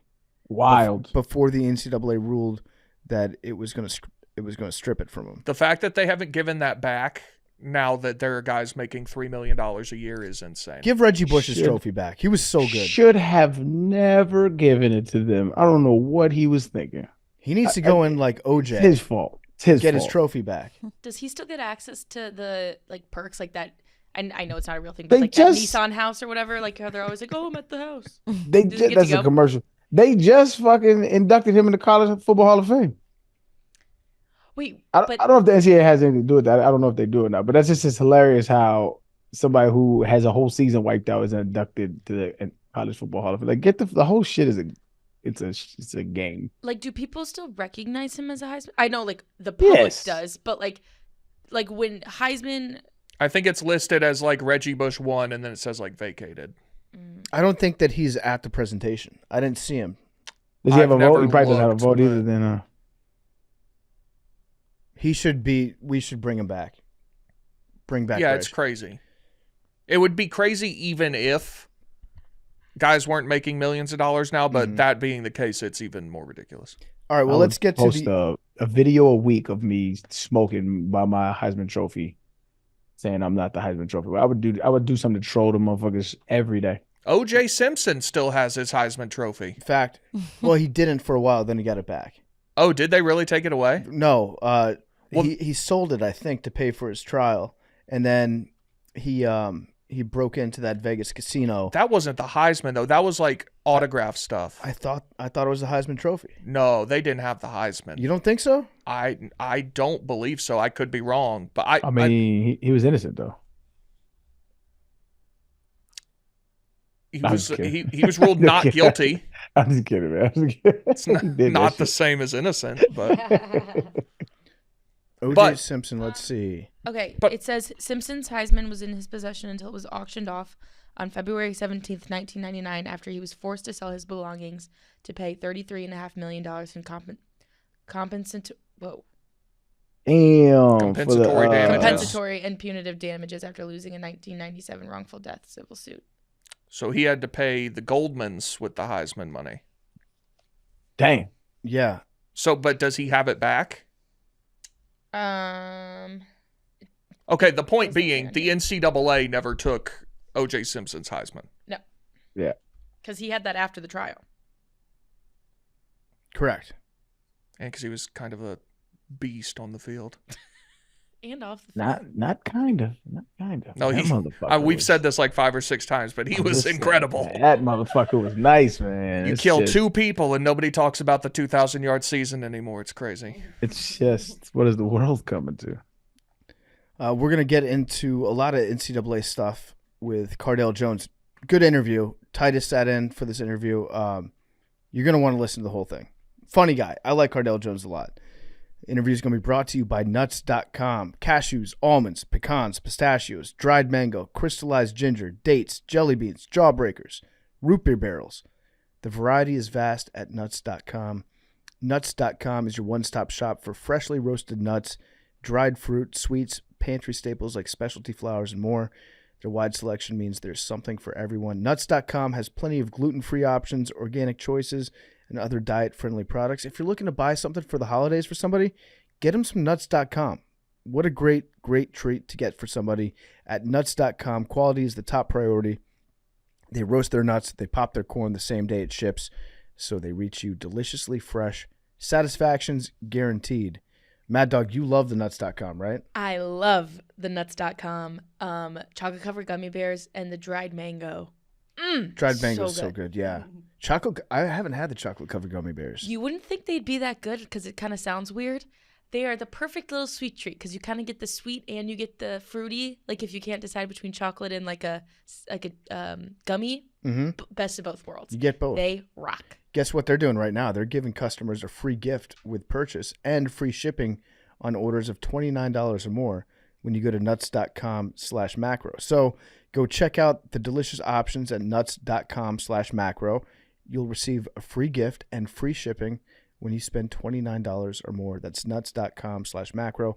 If you're having people over for the holidays, get some nuts.com. Check out all the stuff they've got. Perfect snacks to have around the house. Nuts.com/macro. And now here's Cardale Jones. All right, time for a very special guest here on Macrodosing. It's Cardale Jones. You know him. You know Cardale. He wrote a book, The Incredible Untold Story of College Football Playoffs. First hero, facts only, the first hero of the CFP, and also a former teammate of mine. Cardale, I'm not sure if you remember me. Do you remember me? Well, you're talking about former teammate. Where at? It's how should I put this? Our team colors were red. Okay. Red and like a little bit of white. Okay. So we talking about DC then? There we go. Okay, DC Defender. Yeah. I tried out for the DC Defenders. I had a one-day tryout. I went 3 for 5 from 37 yards. You probably remember that. Unfortunately, we didn't have a longer stint together.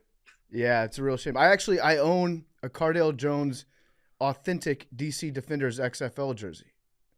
Man, I appreciate that. That hits right here. Do you even have one of those?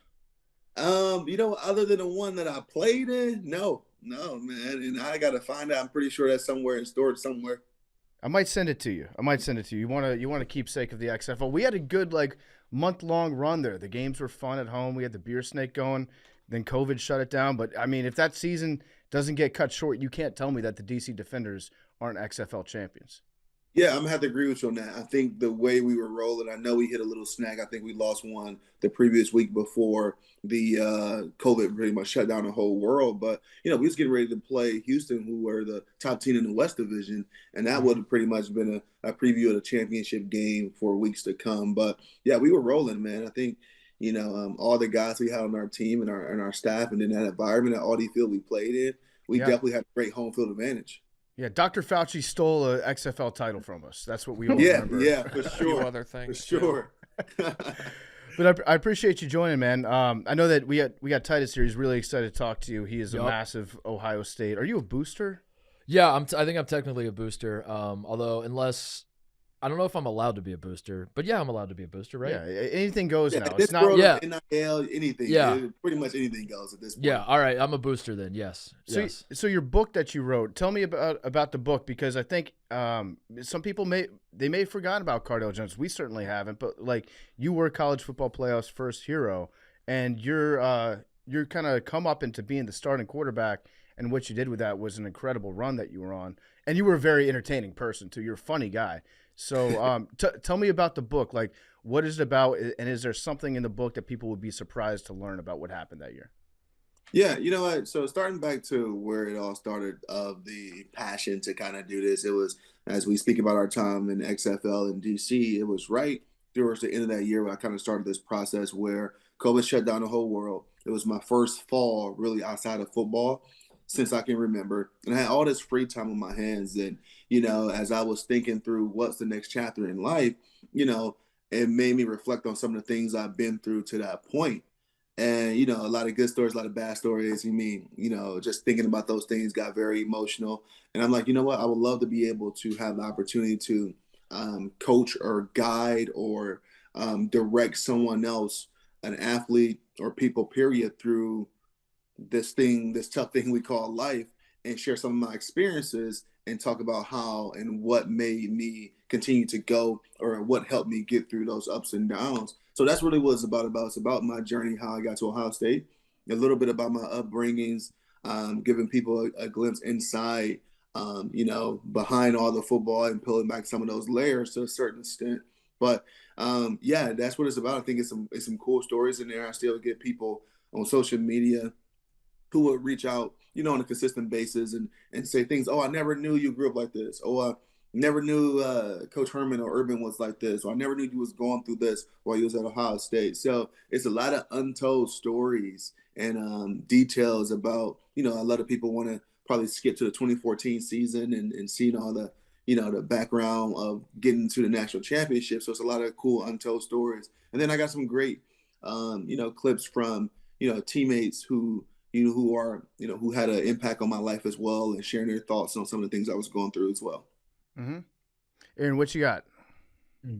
I'm just kind of interested in your, experiences at Ohio State, because I went to the University of Tennessee, and I've made some waves saying what I felt about the system that is the NCAA, and a lot of Tennessee fans correlate to my time at Tennessee, which is inaccurate, right? Because you fall in love with the people that you meet lifelong brothers, yada yada yada. But also, as an athlete, especially when I went to college, it was more the exploitative nature of the NCAA was way more prevalent than it is now, and maybe even like when you went to school. So like, what was something that really stood out to you that when you look back on it was like, man, that shit just wasn't right, man. I mean, likewise, and clearly, Arian, grew up big fan of yours from your time at Tennessee and your time at the NFL, and especially with the Texans. But everything that transpired, I mean, I'm pretty sure we saw some of the similar things going to major universities as a Tennessee, as Ohio State, as these top programs around the country, where it's a well-oiled machine where they continue to get guys in, they continue to make so much money on these players. And at our time we were playing, clearly we couldn't capitalize on NIL or the transfer portal to help further our careers. So, I mean, my time was unique. And I say I don't think it would never be another college experience like I had, because I literally went from, you talk about overnight success, I literally had that. Overnight fame, I literally had that. I went from, I make this comparison, I could walk down our main campus street called High Street, Thursday, completely naked if I wanted to, and no one bat an eye. But that Friday or that Saturday after, the Big Ten championship game, I couldn't go nowhere.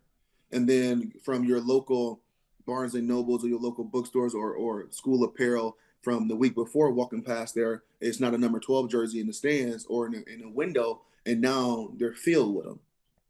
Or, the nickname I had growing up, 12 gauge, now you see 12 gauge shirts all over the place. You know, now like when a school is in a positive light of saying anything good, bad, or indifferent, I'm talking about not just through football season. It always referring it's an image of me, or if it's referring to what we did on the football field. So as a kid or as a young man at that point of seeing like, okay, clearly you saw your teammates kind of go through that. You see a number 5 jersey because that was a quarterback and all this other stuff. You don't really have a feel for it, but when it's you and knowing that all these people are capitalizing on your name, image, and likeness, and you will get kicked out of school if someone decided to buy you a hamburger was just unbelievable. Mm-hmm. You know, like do you remember the moment it switched? Because like I remember the moment it switched for me. I remember the moment. Yeah, it literally. So I played 2014. We, our starting quarterback, he broke his leg versus our school called Team of North Michigan, and I got in the game. I think roughly middle of third quarter, still a tight game. I didn't do anything spectacular, but we won the game. And now the following week is a Big Ten championship game. But from that Saturday evening from noon before we played that game, I'm big on social media at the time. And I guarantee you when that game was over, I had 100,000 plus followers just because I knew I was a starter. They knew I was a starter moving forward.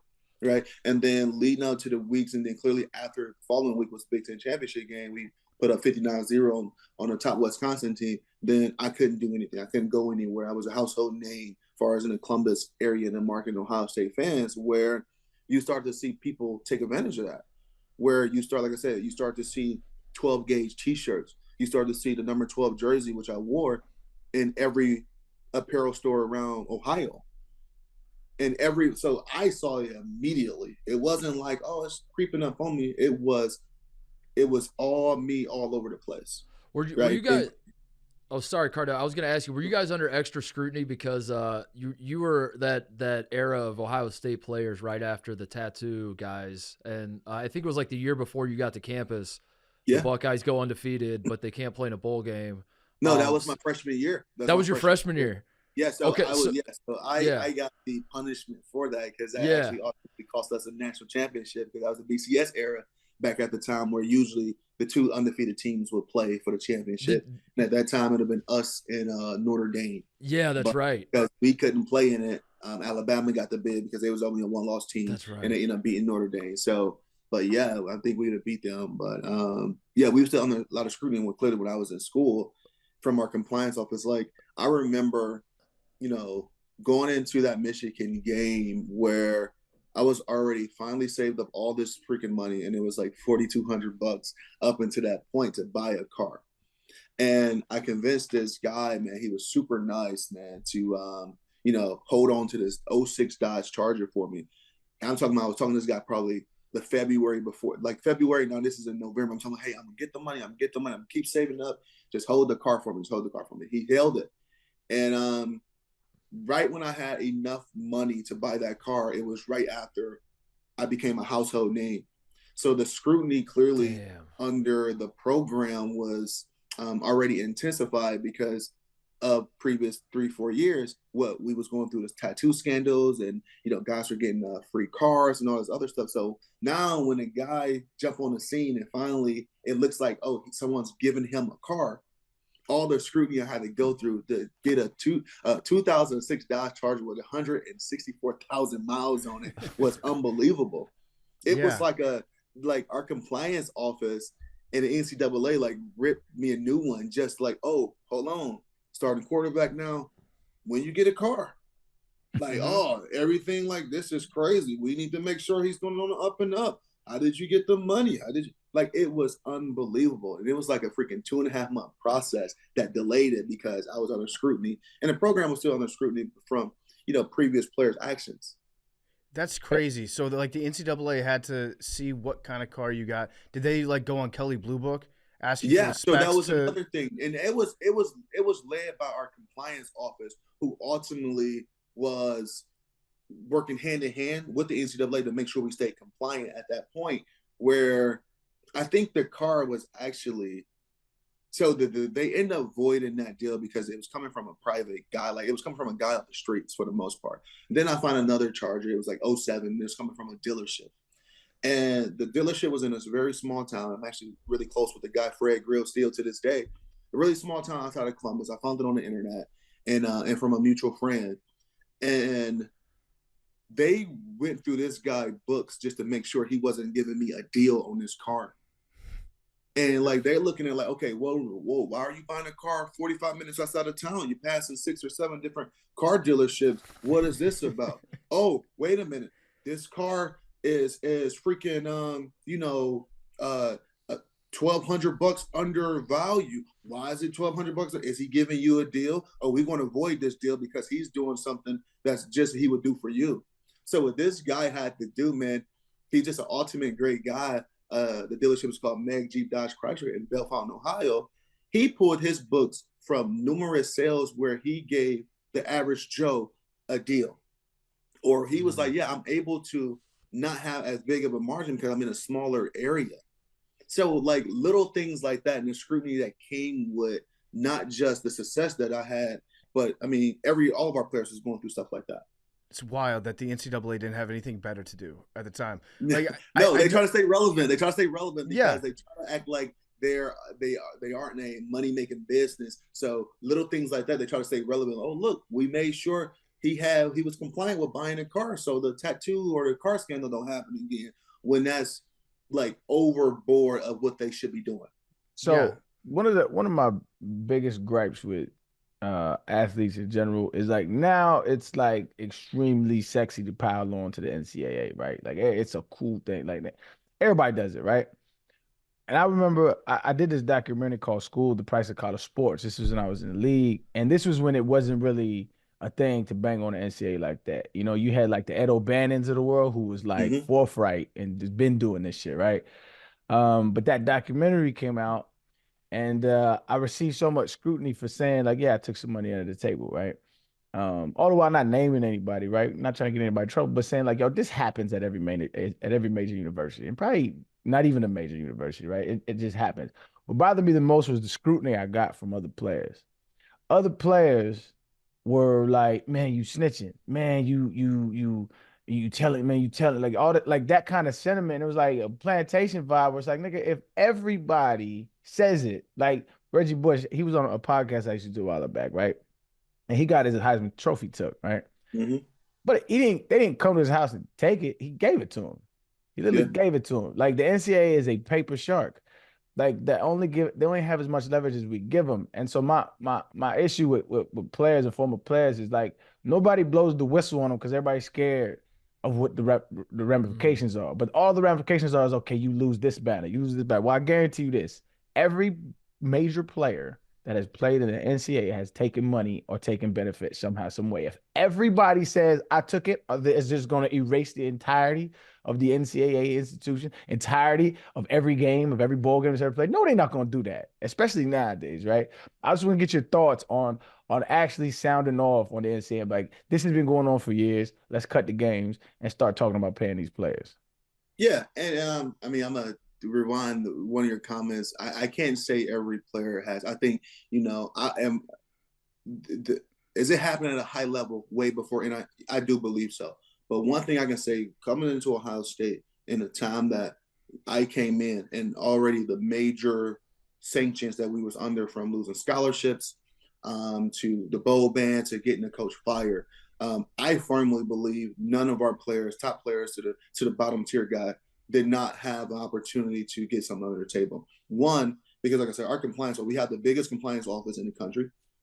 Two, it got a head coach fired who was pretty much baby Jesus here. And then three, the people who is affiliated with the schools didn't even want to even think about taking that risk again of a free dinner. I can remember times, and we still do it now, where, I've grown to have great relationships with some of the boosters and major household names and supporters of the university, where if we had dinner, we had stuff like that, and we see one of the players, football, whatever the case in the sport may be, we are super cautious of not even walking by these guys. We are high and by, but we don't want them like even socializing too long, because we don't want them to look like they sitting at our table for dinner and we paying for that or anything. So maybe it was like that a little bit before here and clearly got in trouble for similar things. But the guys I played with, I mean, I seen the struggle. And I'm pretty sure you have as well, where guys were struggling to pay rent. But, that was a common thing. I've seen guys shack up in a 2-bedroom apartment, five guys taking a 2-bedroom apartment in the summer because they didn't have those scholarship checks kicking in into the fall. So I can almost guarantee you no one on our team that was living lavishly outside of if they was coming from already that lifestyle. But back to the NCAA though, I mean, yeah, I think a lot of that has already happened. I think they're trying to stay relevant by continuing to harp on those things. And I do believe that they should pay these players. And I think NIL is not really the most accurate way to do that. I would love to see the NCAA allow the schools to participate in some type of revenue share with the players. You know, all these numbers already always come out with, okay, Ohio State football program, $60 million this year and all this other stuff, right? Clearly, we all know your football and a lot of basketball programs usually funds the whole athletic departments and teams in every university around the country. They're generate revenue sports, right? And that is fair to a certain extent. But I would love to see some of that money go directly to these players instead of, oh, no, yeah, but you got 4 different helmets this year. Oh, no, but you got 6 cleats. Or, oh, no, look at the cool new uniform we got. Well, everyone, that's not the driving factor. I mean, a lot of these guys, you know, Arian, you know, a lot of these guys are you know, leaving college football and there's no NFL opportunities at the next level. But if it's because of talent or if it's because their bodies are so banged up, they gave it all to this university and they leaving out with hopefully trying to figure out the real world, because for the past 12 years, football is that's always been football. Right? It's always been, this is the goal, this is the career path and stuff like that. And, you know, the NCAA and these major universities, for the most part, leave these guys out to dry and say, okay, it was fun here, but good luck in life. And, you know, we're not going to be as supportive. I would love to see the university be way more supportive of their former players who's transitioning from football right after college to the real world. But it's a lot of things. We can talk about this forever, what the NCAA should be doing for current guys and former. I want to switch gears a little bit and talk about like a little bit of controversy that you had. We were at the very beginning stages of social media, so like we were like at its infancy, where we used to have meetings of saying, hey, you can't cuss, you got to do. It's just like an interview. Everything you send out is for the like, all that shit. Right now, nobody cares. It's like it's a free for all, and like you get what you get, and it is what it is, right? But you had a tweet that said, it said, why should we have to go to class if we came here to play football? We don't come to play school. Classes are pointless. Now listen, I agree with you to a certain extent. This is why I agree. Now you later walked it back, which I have the inkling. I don't know you, brother, but I have the inkling that was just like a PR move, and it was like, hey, you got to win, because they ended up suspended you. What, a game for that shit? Yeah, ridiculous. So that's how to tell you how new social media was and how careful like schools and programs and teams, they were just about like, hey, you can't say the wrong, right? We just grew up in a different era. But I agree with you to a certain extent. This is why I agree with you, because you're absolutely correct, right? We don't go to school to go to school. We go to school to play ball, right? But what they have done, they have hoodwinked everybody into believing that is not a viable pathway in a career path, right? So if I go to school for sociology, if I go to school for biology, if I go to school for history, there are viable pathways and career paths to obtain. To help me get there. To help me get there, not only that, but to have a career at the end of that, right? Have a career at the end of that. So I can graduate in a field that I'm an expert in, right? They have trick people into thinking athletics is not that. So why can't I go to a school and major in the sport that I'm majoring in? Because it's not just an NFL pathway that can get there. I can be an agent, I can be a coach, I can be a this, I can be a that. There's so many different job descriptions that you can graduate that from and take that expertise that you learn and graduate. Now you have a degree in something that you actually have a passion for, and you actually have an expertise in, but they give us all these dummy degrees like, you know, sociology, no disrespect to people that major in sociology, but we don't go to school for sociology. Yeah, I get what you're saying. And you know, and that's always been my point in my view as well. And I think, you know, I never really retracted that statement. I gave more clarity on what I meant. You know, you recruited me for the last 2.5 years when I finally got here. You never talked about, and clearly it's implied, but you didn't tell me how great the science department is. You didn't get my hopes up to be in the sociology class. We talked about playing in front of 100,000 people, being coach, and developing to get to the next level. So, yeah, it's a little bit of a shell shock when it is a big emphasis on the education, even though it should be implied. But we got to remember, we're talking about 15 to 17-year-old kids who grown men are sitting in these environments with and selling them the dream of the next level after the next level. We're not talking about sports. And then my argument, like to your extent and to your point, I agree with you. And if people want to say, but it's so tough to get to the professional levels and the percentages, well, you got people going to school to be a fucking artist. You got people going to school to be a doctor. You know the dropout rate of people going into medical school or don't pass the or people who not passing medical exams or the bars or like I don't even know an artist, but I guarantee you I probably had class with people 10 to 20 people at Ohio State who said, "Oh, I'm gonna be an artist. I'm gonna be a painter." You know how hard it is to be a world-renowned painter to say this is my career. This is what I make a living on. You know, I don't know the exact stats and percentages on what fields are what, but I guarantee you in every field I want to do outside of athletics, a school is going to provide me the resources to prepare me for that field.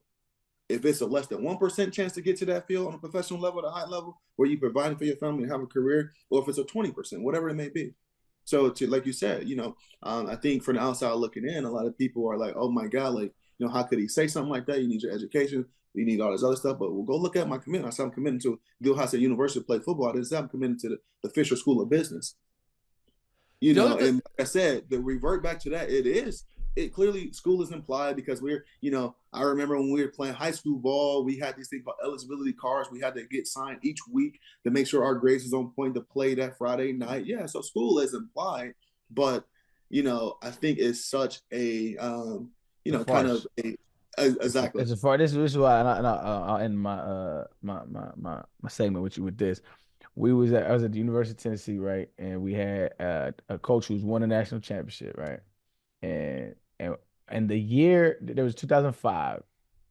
There was a year, 2008.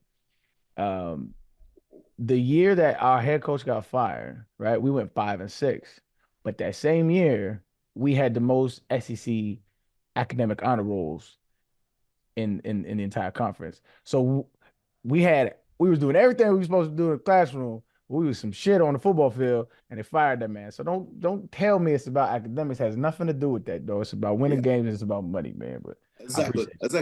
You're absolutely right, and clearly I've you know, followed a lot of the things you have said to start debates and controversies over the years, and you know, I agree with a lot of them. You know, and I could see, you know, it's not a lot of people who play at a high level on all levels, which you have done. So your perspective is going to be completely different from the masses.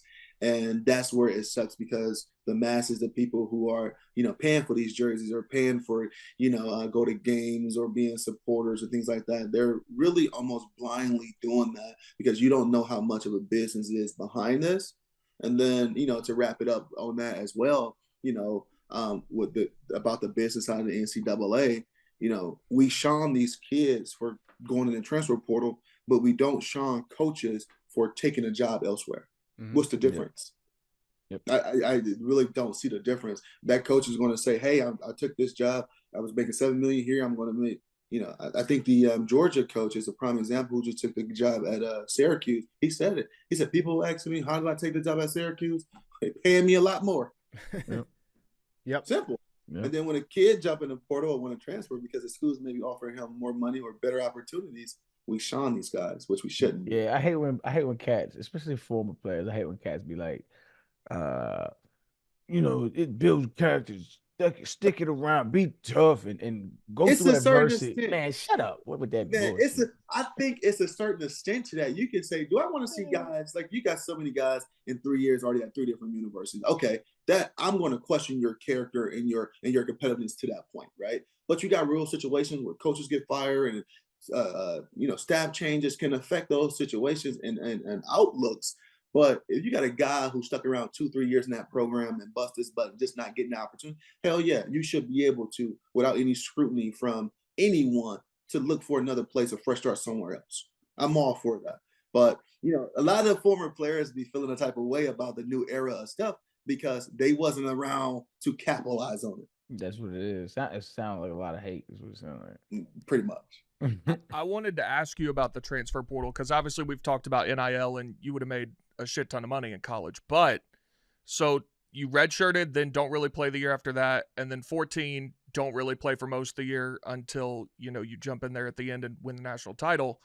Do you think you would have, obviously before that, if you could have utilized the portal and gone somewhere where you may have played more, or after 2014 you would have been in really high demand, and now these guys that are star quarterbacks, Heisman level quarterbacks that are in the portal commanding $2-3 million a year, do you think you would have ever considered transferring or using the portal if it was available?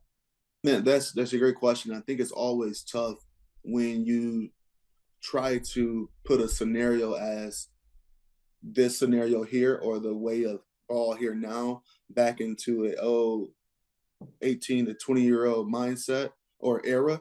My mindset wasn't like that, so transferring when we play, like he can he can attest it. I don't know how many guys that you play with at Tennessee transferring was such a icky thing back then, where for one, the process sucked because you had to sit out a year. Two, the coaches released you to certain conferences. They can have stipulations. Okay, well, you want to transfer from Ohio State? Well, hey, you can't play in the Big Ten ever again.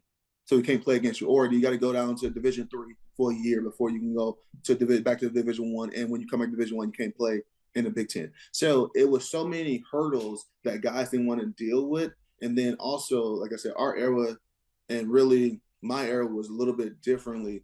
And it was clearly built on the era before me, where it was just all about competing. It was all about being there for your teammates. It was all about playing at a high level. So the time I played Ohio State, those 4 years, I don't know if we had 10 guys to transfer.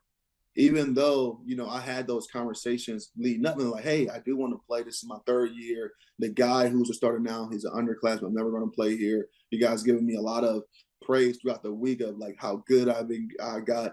I want to go show that and have an opportunity to play somewhere and see what that leads for me. But jumping in the portal just because it was, financially motivated, I don't know if that would have been the case. I would have loved to capitalize on NIL, but I don't think I would have used it as a, hey, NIL, I just won a championship here at Ohio State. Let me jump in the portal. Let me strike it while it's hot, because that's just really called the NFL. I mean, you think you're going to make some money playing football at a high level, then I'd rather do it at the next level than trying to start over at another university. Yeah. Tell us what you got. Yeah, there definitely was a stigma for transfers. It wasn't even that long ago where, like, if you were a transfer, you almost had something wrong with you. Yeah, it's like, what's wrong with you? Yeah. Why did it not work at the school you were at? You must have something wrong with you. I had a story. You guys were talking about the academics part, the hypocrisy that goes into academics with the NCAA. I felt this firsthand. So I was a walk-on Cardale on the basketball team at Ohio State, and I was during the generation where we were awesome, and we were like #1 team in the country a few years. All that, like right before you got to school. Yep. We had scholarships taken away because of our academic rating, because we had so many guys leaving early for the NBA draft that they wouldn't finish out their spring semester. Like Greg Oden and Mike Conley and Daquan Cook and BJ Mullins and Costa Cook. Like all these dudes were, they were like, the season's ended. They're like, I'm not going to keep going to class. I got to go get ready for the NBA draft. So the NCAA says, this has gone on for so long. You've established a pattern where you're not doing well academically. We are going to take 2 scholarships away from you. Now, I had been put on scholarship at this point, and I'm going into my junior year at Ohio State. I had been put on scholarship that, like, I knew I was a walk-on. I kind of knew the deal, but at this point I was like, this is pretty fucking sick that they put me on scholarship. We get 2 scholarships taken away, and they take my scholarship away. And I remember the conversation where I was like, I literally have the best GPA on this team. Like, we're getting punished. Exactly. We're getting punished for academics. I got the best GPA. Why am I getting punished? Did they do like a viral video where the coach is like doing a big celebration, like when they give a kid a scholarship? They're like, great news, we're taking this away. I was like, what the fuck is this, dude? If academics matter, I'm the guy that's holding up the GPA. Why are you taking mine away? Together. Yeah, I'm bumping it up. And the other thing I was going to say about your tweet, those of us who like knew you when you were getting recruited and got to Ohio State and all that, like way before the run you went on, I remember when you sent that tweet, I thought it was so fun. Like, I was laughing with you almost. Like, I feel like the rest of the country was laughing at you. And I think for sure, I think there was too much of like, no one really knew you, so they were just leaning into like the dumb jock stereotype where they're like, this fucking dumb. And then, so like one of the cool unintended consequences, I guess you'd say, or positive, whatever, of the title run you go on is people get to know you and they realize, one, you're hilarious. Two, you're actually very, very smart. You're a great follow on Twitter. And then I don't know, it's kind of funny, like looking back on like when you tweeted the pointless, like obviously there was truth, then you and Arian talked about it, but I remember at the time I was like, why is everyone losing their minds over this? Like, it's like, one, it's true, and two, it's really fucking funny that he said it like that. Exactly. It's so funny, and then Arian's talking about the social media era, and I make the argument all the time. Like, I'm like, guys, I blew up Twitter. I blew it up. Like, I'm like, I was the first viral tweet. Like, they talked about this on the Good Morning America show. They talked about this on Fox. They talked about this on CNN. I said it was everywhere. I can remember the following day, because it was a Friday, that Saturday morning was getting ready to play. Well, I got suspended. Was getting ready to play Nebraska at night. It was a big game. And it was Nebraska's first year in the Big Ten. They were like it was a top 10 team. It was a top 10 matchup, but whatever. I remember getting up that next morning, Saturday, and stuff. I'm in my dorm, and every channel I turn to, a news channel, and they're talking about the tweet. And one anchor was like, "Yeah, Ohio State quarterback takes to social media or takes to Twitter and tweeted out." Like, she didn't even know how to say tweeted out. Like, and like, I remember them explaining, if you don't know what Twitter is, it is a social media website where you can use up to 130 characters to engage or to express your feelings. Like, it's so funny. And like, I made the joke, like, yeah, I blew Twitter up. Everybody knew it was after me. But, I had so many teammates that were like, dude, like, you right, but you a dumbass for saying it. I had so many mixed emotions in response from it, which I really didn't care about. And that wasn't my goal of getting it. It was just a tweet, something I felt. It wasn't supposed to be like a national discourse. It was supposed the way I read it, I was like, this is just a guy like sounding off real quick, just like popping off some tweets. Which, like, again, if you did that today, everyone would be like, this guy's funny. And they just keep it moving. But that's what I'm saying is, like, there is no more, like, tweets like that. Like, that shit don't really happen anymore. Like, because, like, you kind of expect, like, the human side of athletes nowadays. Like, they it's they're way more humanized, and we accept and respect individuality way more now than we did back then. Like, when I was playing, all the players had to have gray gloves on, right? They had to wear their pants at a certain length. Yeah, it wasn't no individuality. Yeah, only quarterbacks and centers could wear towels. And so us who were like, this is a fucking crazy system, like, it's just insane. It's like it's like, it's inhibiting me from being who I am. Yeah. And like, we were the first ones to kind of break the mold, to kind of like show personality, and it took a lot of bullets for that. And then, but like now that would, and we walk. We crossed so they could walk us. So now athletes are very free to be themselves like that, which was the goal in the beginning. Yeah, to a certain extent, I totally agree, and I laugh about this now, and then I can guarantee you, with you say things like this, and then you say back in my day, you make you feel old a little bit, but that's how I am with now, guys. I see some of the guys at Ohio State, or just other things, period, that's changed since I was a part of, and one of them is like the athletes have really embraced kind of like the fashion sense of going into games, right? And like you said, you guys only can wear all gray gloves, right? Well, when we went to games, it was always home games. When we walked over to the stadium, it was always our suit, and our suit was the exact same suit. Everybody's suit, black suit, freaking Ohio State tie. That's what we all wore. And then away games, always wore our warm ups. And then it's just in elite as well. You see people on all levels embracing that fashion side of all of that in there, and that's part of their identity. But when I was in the league too, it was like you had to wear a suit. It had to be a tie. You had to have a suit coat. And I used to go to my head coach. I was like, dog, I fucking hate suits. Why do we have? I said, what is it? Because it's a business trip. I'm like, so what? I do $1 million business deals with niggas in sandals. What does this have to do with wearing a suit? It's just fucking stupid. And it's just for years they bogged us down. And finally, when I left, they let everybody be themselves. Which, like you said, I think it goes back to a social media point too, where you see a lot of guys that are expressing themselves more differently. Like, even like and still me to a certain extent now that I'm kind of life after football, but when I was in it, 3 years ago, only thing I would post was all just football stuff, because that was like one thing I just wanted everybody to see. That was it. I didn't want to have too much of my identity out there outside of what people can Google about me and my sport. But yeah, you see guys that they're way more engaged with, their if it's gaming, if it's whatever it may be. So that is a great part. I think social media has helped that wave of athletes to really be themselves and to show themselves. Your "we didn't come to play school" tweet was great, but it's not even your best tweet. It's not even close to your best. Not tweet. by far. Not by far. Your best tweet is without a doubt. I can probably name it. February 10th, 2015. Yeah, when I try to put up 100. Yeah. So I wanted to ask about this. That's what I do. Yeah. What's the tweet? What's the tweet? I'll just frame it up. Big T's got a question about it, but the story was you visited a kid in the hospital to play video games. You played NCAA 2014, and the headline is Cardale Jones visits kid in hospital to play video games, beats him 91-35. And your tweet around that was, man, I wish everybody would stop saying I beat a kid in the hospital 91-35. It was 98-35. Had 91 with 126 left in the fourth. Yeah, so which is great because that's my favorite video game of all time. I just want to know, how sick was that kid? Because, like, if he ended up being okay, that's funny. But like, was this kid like in a bad way and you beat him by 60? Like, I think it's funny either way. Honestly. Yeah, he was. Yeah, Jared was in a pretty bad stage. Yeah, I mean, Jared is still with us today. Okay, that's good. Okay, but he's a kid that's been through so much health wise in his life, and from open heart surgeries to other things that came from it. But it wasn't like a random visit. Like, I'm about to go up here and just beat on sick kids. It wasn't that. I was wrapping up watching film late, probably around like 10, 11 or whatever it was. And I was leaving, me and a guy named Johnny Dixon, who was a receiver there as well. And one of our coaches at the time, he knew the family. And he was like, hey guys, you guys mind running up here with me to see, my buddy's kid, he's getting ready to have surgery in the morning. I think it'd be great. I'm like, oh yeah, let's do it, whatever.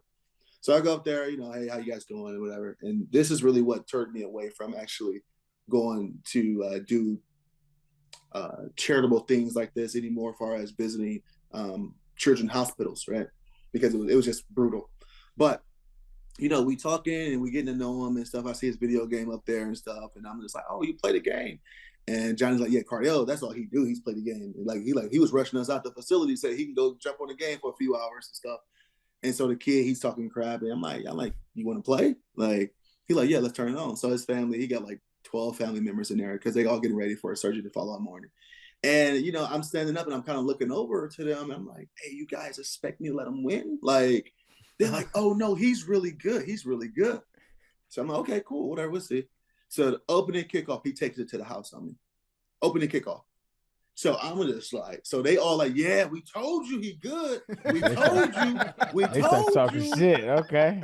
I said, yeah, okay. So I put myself in that quarterback. And the one thing I loved about the NCAA game, you can put anybody anywhere. Like, you can put a lineman at receiver if you wanted to. That was my favorite part about the NCAA game. And I just ran it up on him. I blitzed them to death, and I just ran it up on them, and I crushed them. And I was calling timeouts with like 30 seconds left in the game. Yeah, I was crushing them. They shouldn't talk shit. Like, the funniest thing about it, like, and I developed a really great relationship with Jared and his family over the years, man. And actually, been back to see him here in Columbus multiple times, and, made hospital visits when his mom told me he wasn't doing as well. So, he's a strong kid, like unbelievably strong. But, I remember some of the comments to that tweet when Jared had like, oh yeah, well, you got to play me in NHL next time you're in town. And I'm like, bro, I'm black. I don't play hockey. What are you talking about, dude? You not seeing? I don't play hockey. Yeah. It's a very funny story. I think it's got to be like top 5 athlete tweet of all time for me. It's perfect. He poked the bear. Like the family being like, oh, you can't beat him. You can't. What teams were you? You were Ohio State, obviously. I was Ohio State. He was Georgia. So actually, he got the last laugh with me the last couple of years because he's a big Georgia Bulldog fan. And clearly, they just beat my Buckeyes this past year in the playoffs and won the last 2 national championships. So he pokes fun at me still, man. So, he may be, physically weak, but he mentally strong. I tell you that. I love it. You toughened him up a little bit. I appreciate that. Yeah, exactly. Tough love. Cardale, thank you for stopping by, man. Check out his book, The Incredible Untold Story of the College Football Playoffs First Hero. Is there anything you want to tease from the book? Anything like let's make a little wave here. Drop like one tiny little nugget from the book that will make people like, oh shit, I got to go read this.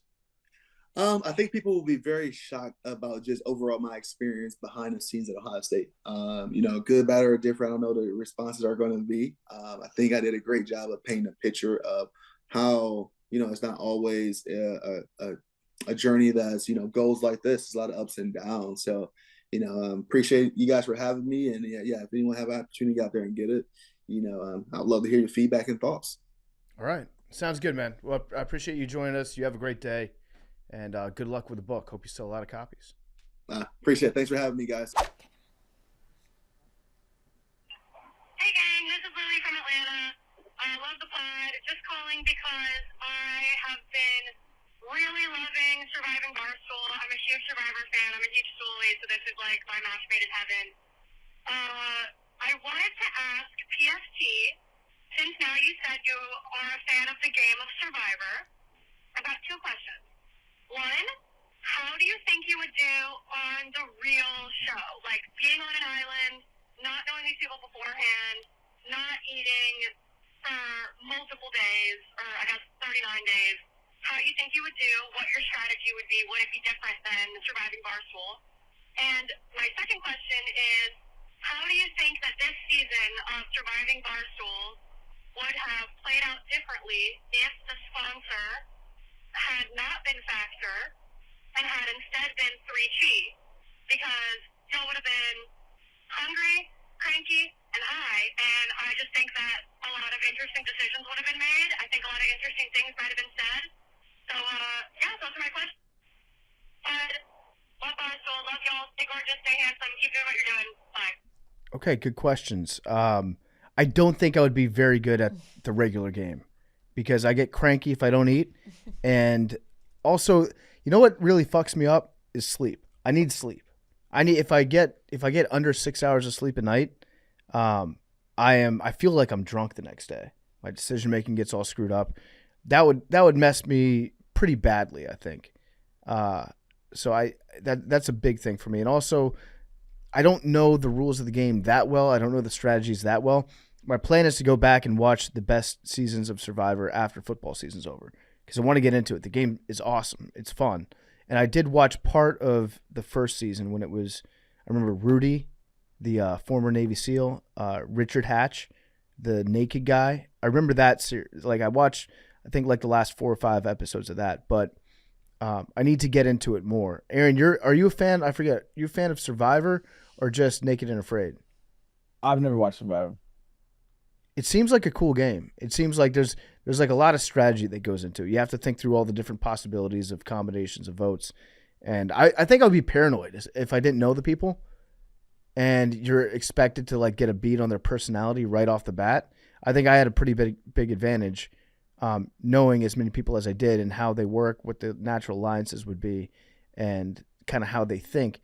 But getting on an island with a bunch of strangers and figuring out, okay, who's lying, who's the snake, who's a good person. That would be the only way I would have a chance to win a game like that.